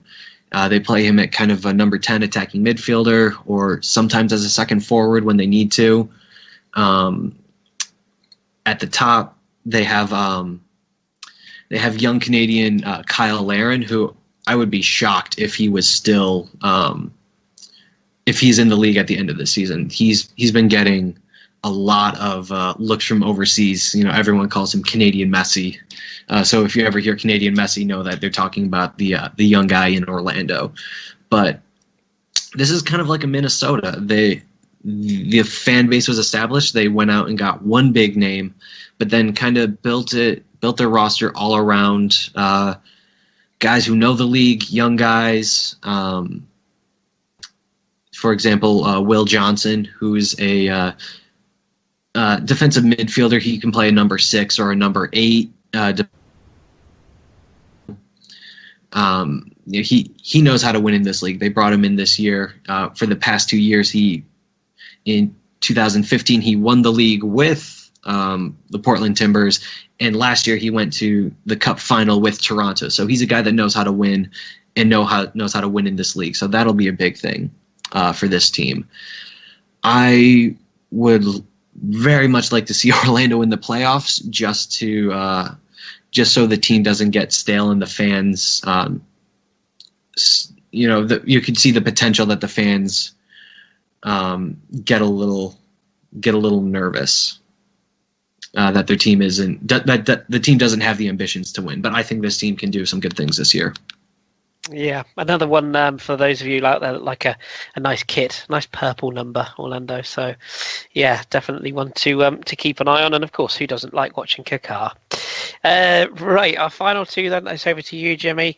As I say, I'm sure the Sporting KC roundup will be brief, but Portland Timbers is the other one. Our pod regular Danny, it's his team. He likes the Timbers. So, what have you got to say about these two? Right. So, Sporting Kansas City. Let's go ahead and we'll make this brief. Basically, their team is based around a couple of very key components, not least of which is their striker, Dom Dwyer. Dwyer is a very good striker, but I think their success is going to be dependent on how they can get him service. A lot of that service in the past has come from Graham Zusi, who has been a winger for most of his career. In fact, I think all of his career. But it's yet to be seen whether he's going to be moved back to a fullback position like he's been experimenting with the national team, or if Sporting KC is going to keep him as a winger. If it was me, I would keep him at a winger, but I'm not a football coach. But behind them, they have some good, some very good midfielders, particularly in Benny Feilhaber, who's definitely an MLS veteran. He's been around for a while, and kind of fell out of favor with Jurgen Klinsmann at the national team level. But Arena has started picking him again, and he's really showing why he deserves that. He's a very good midfielder.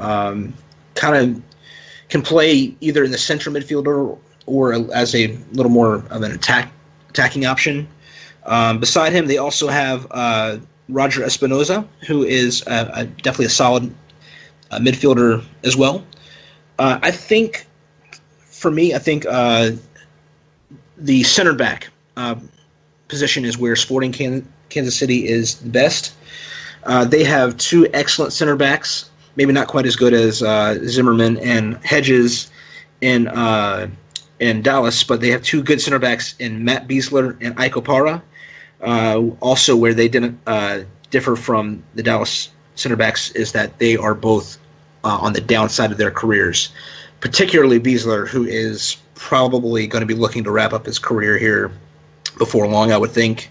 But even when they do so, they have another center back by the name of Kevin Ellis, who has shown some really good showings in the past. I wouldn't mind getting my hands on him at DC if I was honest. I think he could make a good starting center back in the future. But yeah, that's pretty much all I have to say on Kansas City. Moving on to Portland. Portland is another one of these. The Timbers are another one of these teams that kind of are a little bit of underachievers. At least they were last year, I think. Obviously, they came off of a year where they were MLS champions, and then last year they didn't even make the playoffs. So that was kind of a massive drop-off for them. Once again, I know I keep harping on this for a lot of teams, but this is a team where their defense kind of lets them down. But in their favor, they did cut ties with a lot of the culprits of their defensive mistakes last year, particularly center backs Stephen Taylor and Jermaine Taylor, no relation. Parting ways with them, I think, is definitely going to be healthy for their upcoming season, particularly with Taylor. Jermaine Taylor was not all that great talent-wise, and Stephen Taylor was kind of the head case. But they do have Liam Ridgewell, who is an excellent center back, and I think he's probably going to be taking more of a leadership role, particularly on that back line. Playing beside him, we're probably looking at either they've just signed a new player by the name of Arroyo. I can't remember his first name, but it's probably either going to be Arroyo or I always hate this name, Amiobi Okugu. Close enough. You did well. Thank you. Okugu is really more of a defensive midfielder, but because they actually have some decent talent in the center of midfield, I think he's going to get some looks possibly at the center back. I think he'll probably battle out Rocco for that second spot. They brought in last year a guy by the name of Vitus Andrew Calkett. Vitus, we're going to go with that.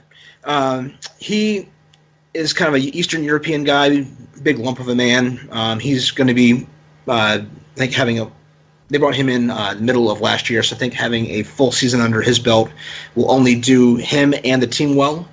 And Alvis Powell on the other side will help as well. One big miss they're going to have in that defense is Danny's favorite player, Nat Borchis, who had a massive, massive beard that was just absolutely glorious. But he decided to call time on his career. But once again, the second and final thirds of their midfield and attack is where they're going to really shine. They brought in a guy by the name of first off, they brought in a guy by the name of Santiago Blanco, Sebastian Blanco, excuse me, who is going to be playing on the right side of midfield. From what I'm hearing, I spoke with a friend of mine named Gwen on Twitter yesterday to kind of gather some information on what she's heard. She's a big Timbers fan, and apparently he's looking to be one of their best players this year. They signed him to a designated player contract, and he's going to be playing to the right of Diego Valeri, who was just absolutely stellar for them last year and the year before, and apparently Blanco may be even more important than Valeri this year. And then on the other side of the field, they're going to have Darlington Nagbe, who can be a bit hot and cold, but when he is hot, he is extremely hot. He looked really good for the United States in a friendly a couple weeks ago. If he can get back firing, that's definitely going to help them a lot. And in front of them, they have Fernando Adi, who is, I think, an underrated striker. I think he is. I would put him in the top 10 strikers in the league. So really, I think the talent is there. If they can shore up things at the back, I don't see any reason why we won't see a resurgence from Portland this year. Interesting. So it's safe to say that I think if you look at that preview as a whole, and we've given hopefully our listeners a real insight into all the teams there. It looks to me, and I may be wrong, and feel free to step in. It looks like one of the most competitive seasons upcoming than has been in recent memory. And with these two new teams as well, the two new franchise teams, there's every opportunity that we're going to see probably some upsets along the way, but also some of the big guns being really challenged by some of the up-and-coming sides. So I think, and I don't want to tempt fate here, but I think it's got the look of an exciting season ahead, which we, of course, will be covering each week on the podcast, or giving you updates every other week anyway, at the very least, because I'm a fan and it's what I can do. So superb stuff, gentlemen. That was brilliant. And as I say, I don't think you'll get a more comprehensive look at each club on any other podcast, certainly not in the UK anyway. So I'll tip of the hat to you for both coming up with such good information. Right. Before we finish this preview show, we are going to see if we can rattle through a couple of the questions we've had, because we did appeal for questions, and we had some really, really good ones. So I want to get through these. What I'm going to do is I'm going to give one to you each as we go. What we're going to try and do is keep the answers as short and as quick as we can, but still covering the questions asked. So this first one comes from Josh Page, at Josh_Page. And Pat, you can have this one. How do you think the two expansion teams have done in preparation leading up to the first game, and how do you think their seasons will go? We've touched on their seasons, but how do you think their preparations have gone, both sides? I think it's very interesting to look at the both of them, because they both went in polar opposite directions. Like I had mentioned before, Minnesota already had the fan base, which is part of the reason why they were able to get into Major League Soccer. I think Minnesota did the right thing in the squad that they the squad players that they picked up, and that they were able to get an experienced manager like Adrian Heath and Kevin Molino as a player. They drafted well. They've been making some very under the radar signings. Not a lot of players that I recognize. So I'm very interested to see how that goes. But I would say for what both teams aimed to do, I think they both did mostly the right moves for their respective markets. Yeah, I think that's a very, very, very good answer. I like that, and I completely agree with what they've got available. I suppose that's the big thing, isn't it? Is whether they can, what you can do with the with the cash and the options available, and especially when you're a new club. I guess some players want to join the new franchise. I guess others will look at it and go, "I'd rather be an established side." So it's a tough one, that one. This next question comes from Dan Rook. I'm at DJ Rook at 10. He wants to know thoughts on Chicago Fire's off-season and how much impact will Dax McCarty have on the side. I like this question because it's my team. Jimmy, what do you reckon? I actually really like the moves that Fire made this season. McCarty being the biggest one. McCarty, he was the only Red Bull player that I had a hard time hating, just because A, he's so good, and B, he is an ex-DC United player as well. But he is a really understated center midfielder, I think. I think his arrival may be slightly overshadowed by Juninho's, but you're not going to find many more solid veteran defensive or central or defensive midfielders in the league than Dax McCarty. He's been around a while, and he's played. He knows what it takes to win.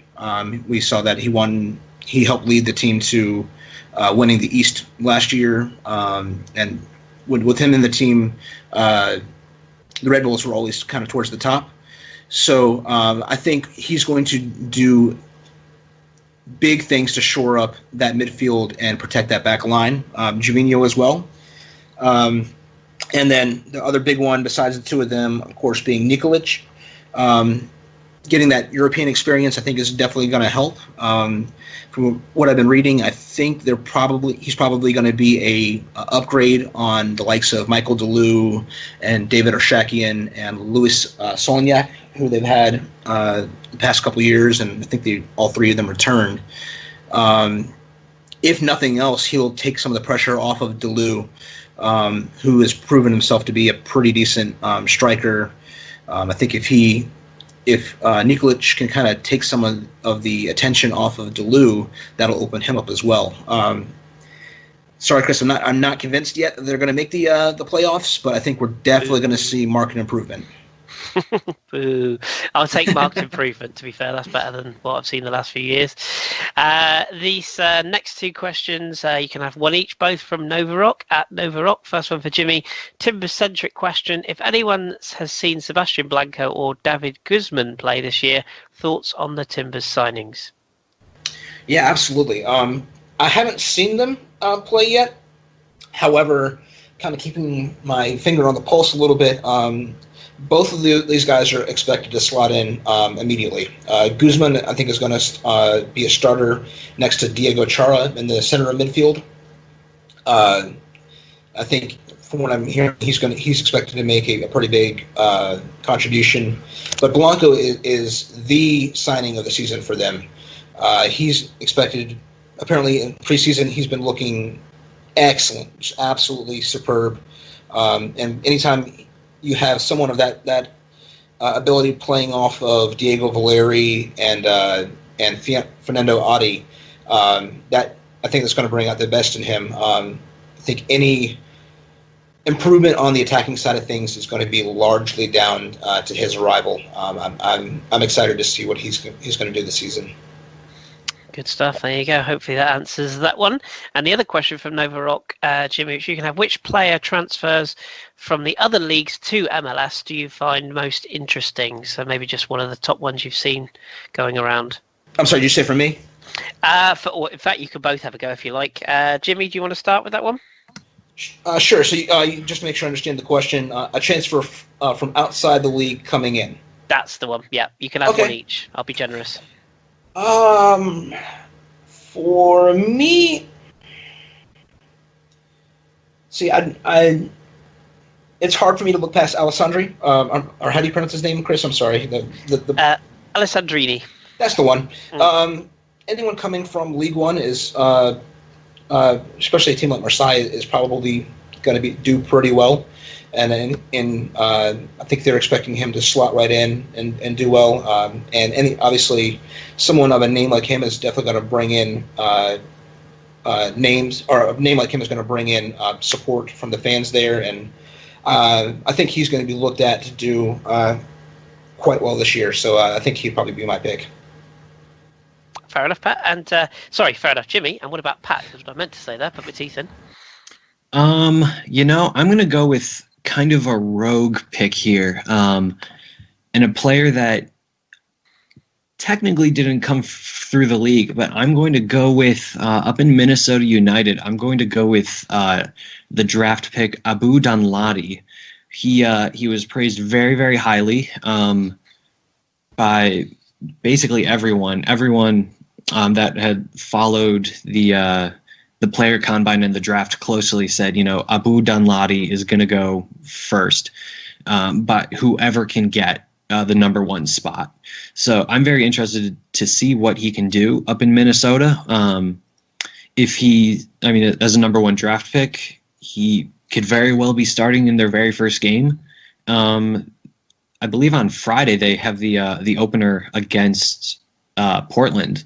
But I'm very interested to see what a young player like him can do. He's not American. I believe I don't know if he's Ghanaian, but I know he's from Africa. But he seems like a very down-to-earth kid. And I think I could see him having a 8 to 10 goal season for this team. Minnesota only have 2 forwards on their roster. So if he gets a good run of form, he could be the next Kyle Aaron. Big shoes to fill, but you never know, do you? I suppose there is always that breakout talent that nobody sees coming, and this one's probably one that everyone does see coming. So, be interesting to see. I do like Kyle Aaron. I know I shouldn't, but I do.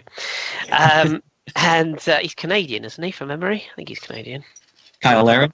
Yeah. Yep. Phew, thank God I got that right. Could have offended a lot of other people. Right, next question is from Bobby Chakraborty. We've kind of answered this one in truth, but just briefly, he wants to know what you think of Atlanta's, I keep saying Atalanta's, the Italian in me, Atlanta's recruitment policy. What do you make of that, Jimmy? I think it's going to be a bit sink or swim. There's no doubt that the players that they brought in are talented players. They've proven themselves in leagues all over the world. But like I said, I think there is definitely something to be said for MLS veterans and MLS experience. I'm not so sure that the players that they're bringing in are going to acclimatize right away. It's just kind of a matter of seeing how long it's going to take them to get used to the ins and outs of the league and start really kicking on. If they can do that early, then I think it could definitely be prove to be a good decision and a good policy of bringing in those types of players. But if it takes them a little bit to acclimatize to the league, it may leave them too late to really make a big splash. It really is going to be boom or bust for Atlanta, in my opinion. Yeah, I concur with that one. Again, as our adopted hipster team of the podcast, we'll be following them closely. Dougie Cazorla, he says, each of you love Arsenal. Well, that's a stretch, but some of us do. Which current MLS player would make Arsenal better and why? I think I could probably answer that one in truth. I don't think there's many, if I'm completely honest. So I'm going to change the question a smidge and just say to Pat, is there a young talent in the US or in MLS right now that you think could be good enough to play at Premier League level? First, I just want to thank Doug personally. He's the chapter president for our Syracuse Schooners group, so I really appreciate him reaching out for this podcast to send in a question. Good man. At dfresh10, by the way, if you want to follow him. He's a good guy. Looking through this list of players, I'd agree there's not not a whole lot of players that would particularly improve Arsenal. Maybe as far as squad depth goes, but I'm gonna go with two players. I'm gonna go with the easy answer of Kyle Larin again. He seems to be the player that everyone's talking about. He has a lot of interest from Portugal. I think maybe a second division team in Spain have been looking at him. Italy, a couple teams in Italy have been talking about him. But I'm going to go with a player that I am a very big fan of. I like Kenwyn Jones, who's the left back for the Seattle Sounders. I wouldn't want to see him go, but he's a Trinidad and Tobago left wing back. He can play on as a left back, as a right back, as a left wing. I think for a lot of the teams in the Premiership that like to have attacking fullbacks, he's a great guy for it. His technical ability on the ball isn't as great as you'd probably like it to be, but the guy's got legs. He can run up and down the flank for days. So I think that could definitely help a lot of teams in the Premiership that have a hard time getting in crosses and attacking width from their fullbacks. Interesting. There you go. There's two names to keep an eye on. A quick nod, I should say, to Bobby Chakraborty, who also asked a very similar question about the Santi role for Arsenal. But again, I don't think there's anyone really, as much as I would love to see Kyle Beckerman in Arsenal's midfield clogging around, I don't think it's going to happen anytime soon. So maybe not. A couple from Syracuse Spurs. I can give these both to Jimmy, actually. Because they wanted to say... I don't want to talk to Brad. There you go, Brad. You've been told. He wants to ask best jersey or hottest player. I think that's for his missus. And also a little bit of talk about Giovinco. And also another player, Alexander Bono, who I presume is Bono. Is it pronounced Bono? I think so, at Toronto. Yes, Bono. Mm-hmm. So anything to say on best kits, hottest players, or Mr. Bono, or Giovinco, of course? Yes, sir. So we'll go and start with the best kit. My two... I got to be honest, a lot of the kits that came out this year, I wasn't all that thrilled with. I think the two that stood out most to me were the crews. The crew did a really good job on their kit this year. I like the way their kit looks a lot. And then also the earthquakes. We talked about that the kind of fault line pattern. And then I'd like just kind of like the black and blue. The black and blue on top of each other. I was listening to another MLS podcast who mentioned that it might look better if it was black on blue as opposed to blue on black, like it is now, which I can definitely see. But even as it is, I think it's just a really cool idea and a cool color combination. Hottest player? I'm not sure I'm the one to answer that question, to be honest. I don't really. It's not an attribute I look at when I'm choosing my favorite players. So I might. I'll go with Steve Birnbaum. He's a good rugged looking player. Sorry, carry on. No problem. I'm going to let Pat take some on Bono, but just to have a quick say on that, I think Bono is probably a starting level goalkeeper, and it's just kind of unfortunate that he is behind Clint Irwin at Toronto. I think had because basically, I'm not sure if people know this, but what happened with this year's expansion draft was that Atlanta selected Clint Irwin from Toronto and then sold him back to Toronto for a midfielder and allocation money. Had they decided to keep him around, I think Bono probably would have stepped right into that starting goalkeeper role. I think he's good enough. And then finally, even being a DC United player, I cannot praise Giovinco enough. I think it's my opinion that he is the best player in the league. Some of the goals he scores and the runs he makes are the fact that he is in our league makes me so happy, and I can only hope that his presence attracts other players of his ability. If we can get more players as good as him and as young as him, he's still not that old, into the league, then I think we could really see some growth, really see it explode. But Pat, you want to have your say on Bono? Yeah, sure.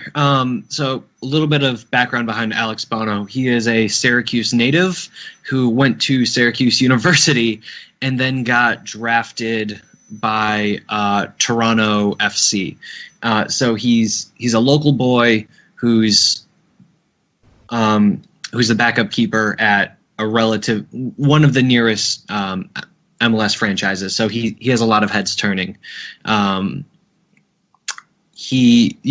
Like you said before, there was he is behind Clint Irwin in Toronto, who both of them are very, very high quality players. Alex Bono could be a starting keeper for just about any team in the league.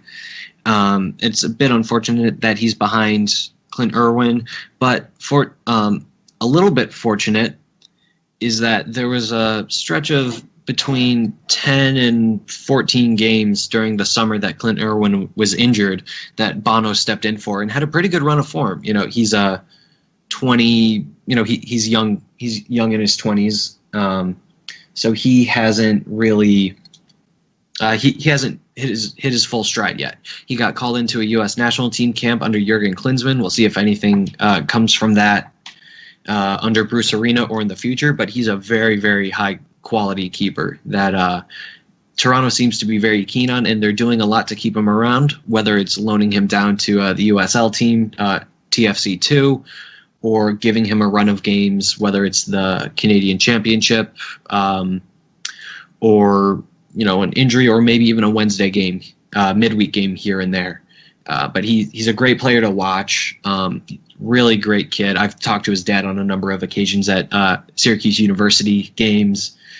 Great guy to root for. So if you're for some reason you need to be persuaded on a backup goalkeeper, then Toronto's the way to go. There you go. The idea of Bono in goal, he needs to have glasses and like a big leather jacket, and yeah, you know where I'm going with this. I'll stop.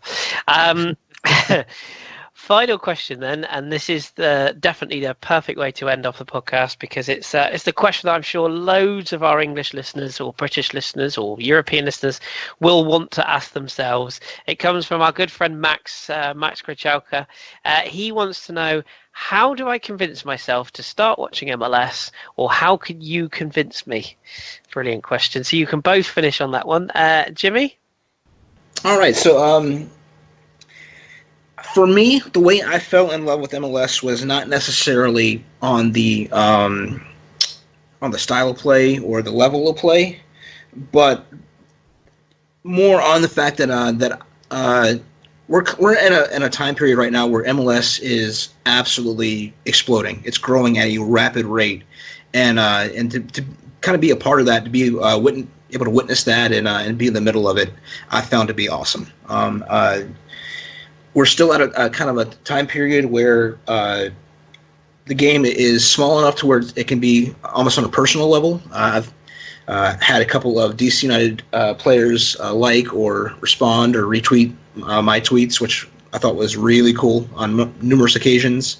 There are MLS teams, for the most part, are very involved in their community, so they do a great job of reaching out to their fans and making you feel like you're part of the experience, part of the club.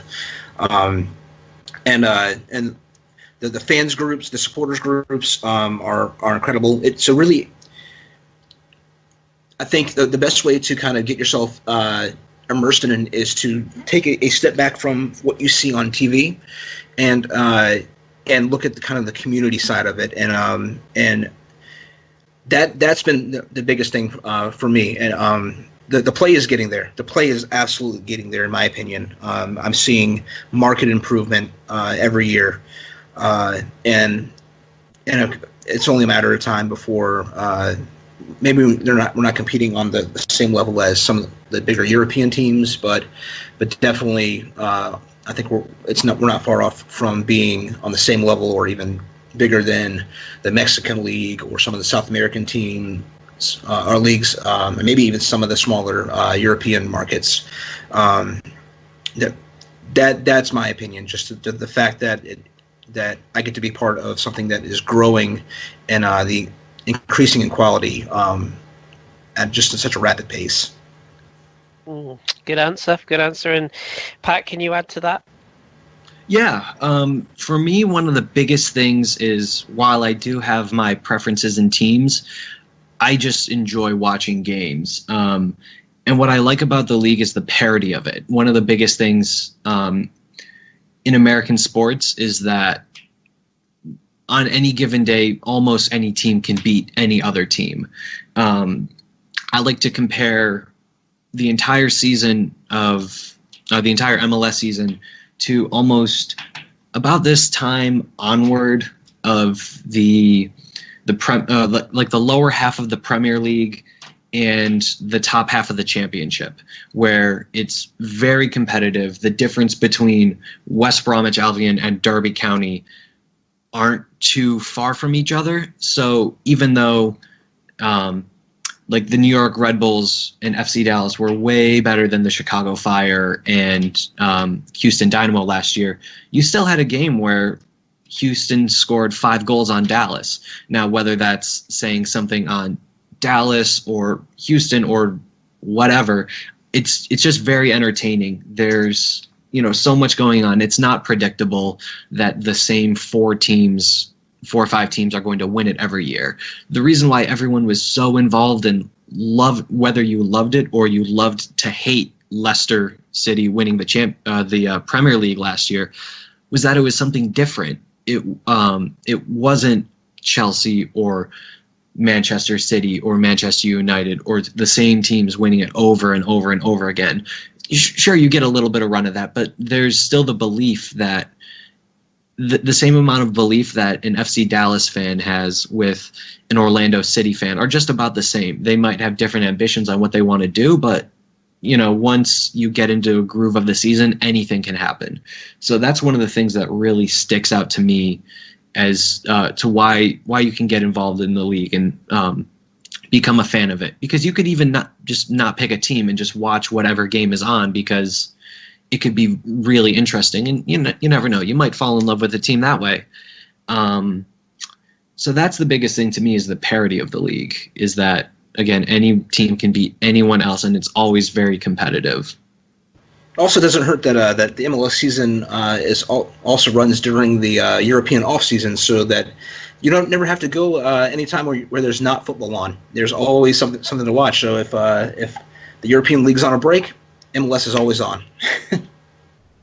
Yes, I agree. And the other thing I like about it as well is the fact that you've got games that you can watch late at night when you're kind of bored, especially if you're like me and you live in the UK. You got to get up for work in the morning, but you go, it's okay. There's a game to watch. I'll just go into work tired.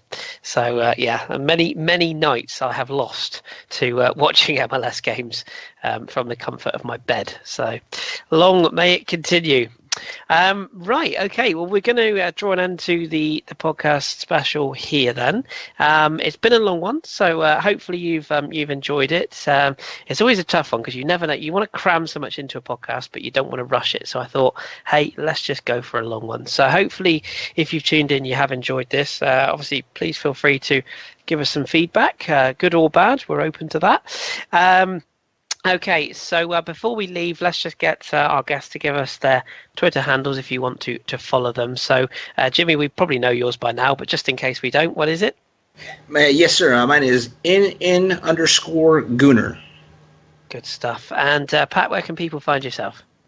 You can find me on Twitter at Pat Ormsby, PATORMSBY_XC. If you aren't able to find me, my picture is a photo of Joe Biden eating an ice cream cone, so shouldn't be too hard to find. And please feel free as well just to plug the Syracuse Gooners, because that's something that some of our listenership will be interested in following as well, particularly if they're in the US. Yep. So the Syracuse Gooners, we are at CUSE, C-U-S-E Gooners on Twitter, and you can find us on Facebook as well. Fantastic. Good stuff. I would very much like to get you guys back on at some point throughout the season, whether it be individually, together, whatever. We'll work something out. So, I'd very much like that if you guys are free. So, hopefully we can make that happen at some point. So good stuff. And I do want to give a little shout out. I'm frantically scrolling through my Twitter timeline to find it now, because somebody tweeted me and said that they were very much looking forward to the podcast because they were a Brit abroad, shall we say. Oh, goodness me. Here we go. It's Aaron Matthews at Groot Suit. So, Aaron, if you're listening, there you go. You got a little shout out from us. I don't know whereabouts you are in the US, but please let us know, and we'll give you a little shout out on the main pod as well. But hopefully you enjoyed the pod. Before we go, Jimmy, do you just want to let our listeners know that as well as this bumper podcast that we put together today, people will also be able to read your thoughts on each team as well. You've got another preview coming out next week. Yes, sir. So I'm. It's almost done. I got 2 more teams to cover, but I should have it to you by the end of the weekend, and hopefully we'll have it published before the start of the season. But much like this pod, I've just gone through each team, highlighted some of the key acquisitions and the key departures from each club, and what to expect for the upcoming season. So if you're still looking for a team that you want to follow, this may kind of give you a bit of a barometer to know what to expect and who you may like. Superb. Good stuff. There we go. Right. So look out for that. And look out for all of our future podcasts as well, as usual. Stay tuned. And please do give Pat and Jimmy a follow. And naturally, if you've got any MLS views or anything you want us to cover throughout the season, drop us a line, and I'm sure I can get some information out of these two gentlemen moving forwards. So there we go. My thanks then to both Jimmy and Pat. Thank you very much for joining us, chaps. Thank you, Kris. This has been great. Yeah, thanks, Kris. I appreciate it. Anytime. And also thanks to Drew, who left us a little while back, and also thanks to Ross, who's been very very patiently recording in the background for us this afternoon. So many thanks to him as well. We will be back with the regular podcast. Of course, this special that you're hearing, you could be listening to this at any time. So if you don't already follow us, or if perhaps you've tuned in for the first time as an MLS fan, you can find our regular podcasts on usually a Tuesday. We release them, which is a look back at the weekend's European action from the Big Four leagues. And on a Sunday, you can also find myself, Ross, Josh, James, Danny, a variety of that crew doing the English Breakfast Show, which is our little look back at the weekend of Premier League and EFL action as well. So do tune in for those. And of course, you can find all of our old specials on our website, footballhipsters.co.uk. And please do visit our sponsors, classicfootballshirts.co.uk, or our partners, I should say. They do some fantastic shirts from all around the world. They ship all around the world, and I can definitely confirm there are some MLS jerseys on there as well. So give them a look. And remember, if you do buy from them, please do give us a nudge. Obviously, there's a promo code we have here. And of course, we'll tweet a shirt if you buy one. So send us a picture and we'll tweet them out. Right, so that has been the Football Hipsters podcast special, a bumper action MLS special indeed. So many thanks for listening. Enjoy your American MLS season. Tweet us your views, and we'll keep you posted on how the season goes. The season openers, well, they start in just a week's time at the time of recording this. So keep it tuned, and we'll speak to you very soon.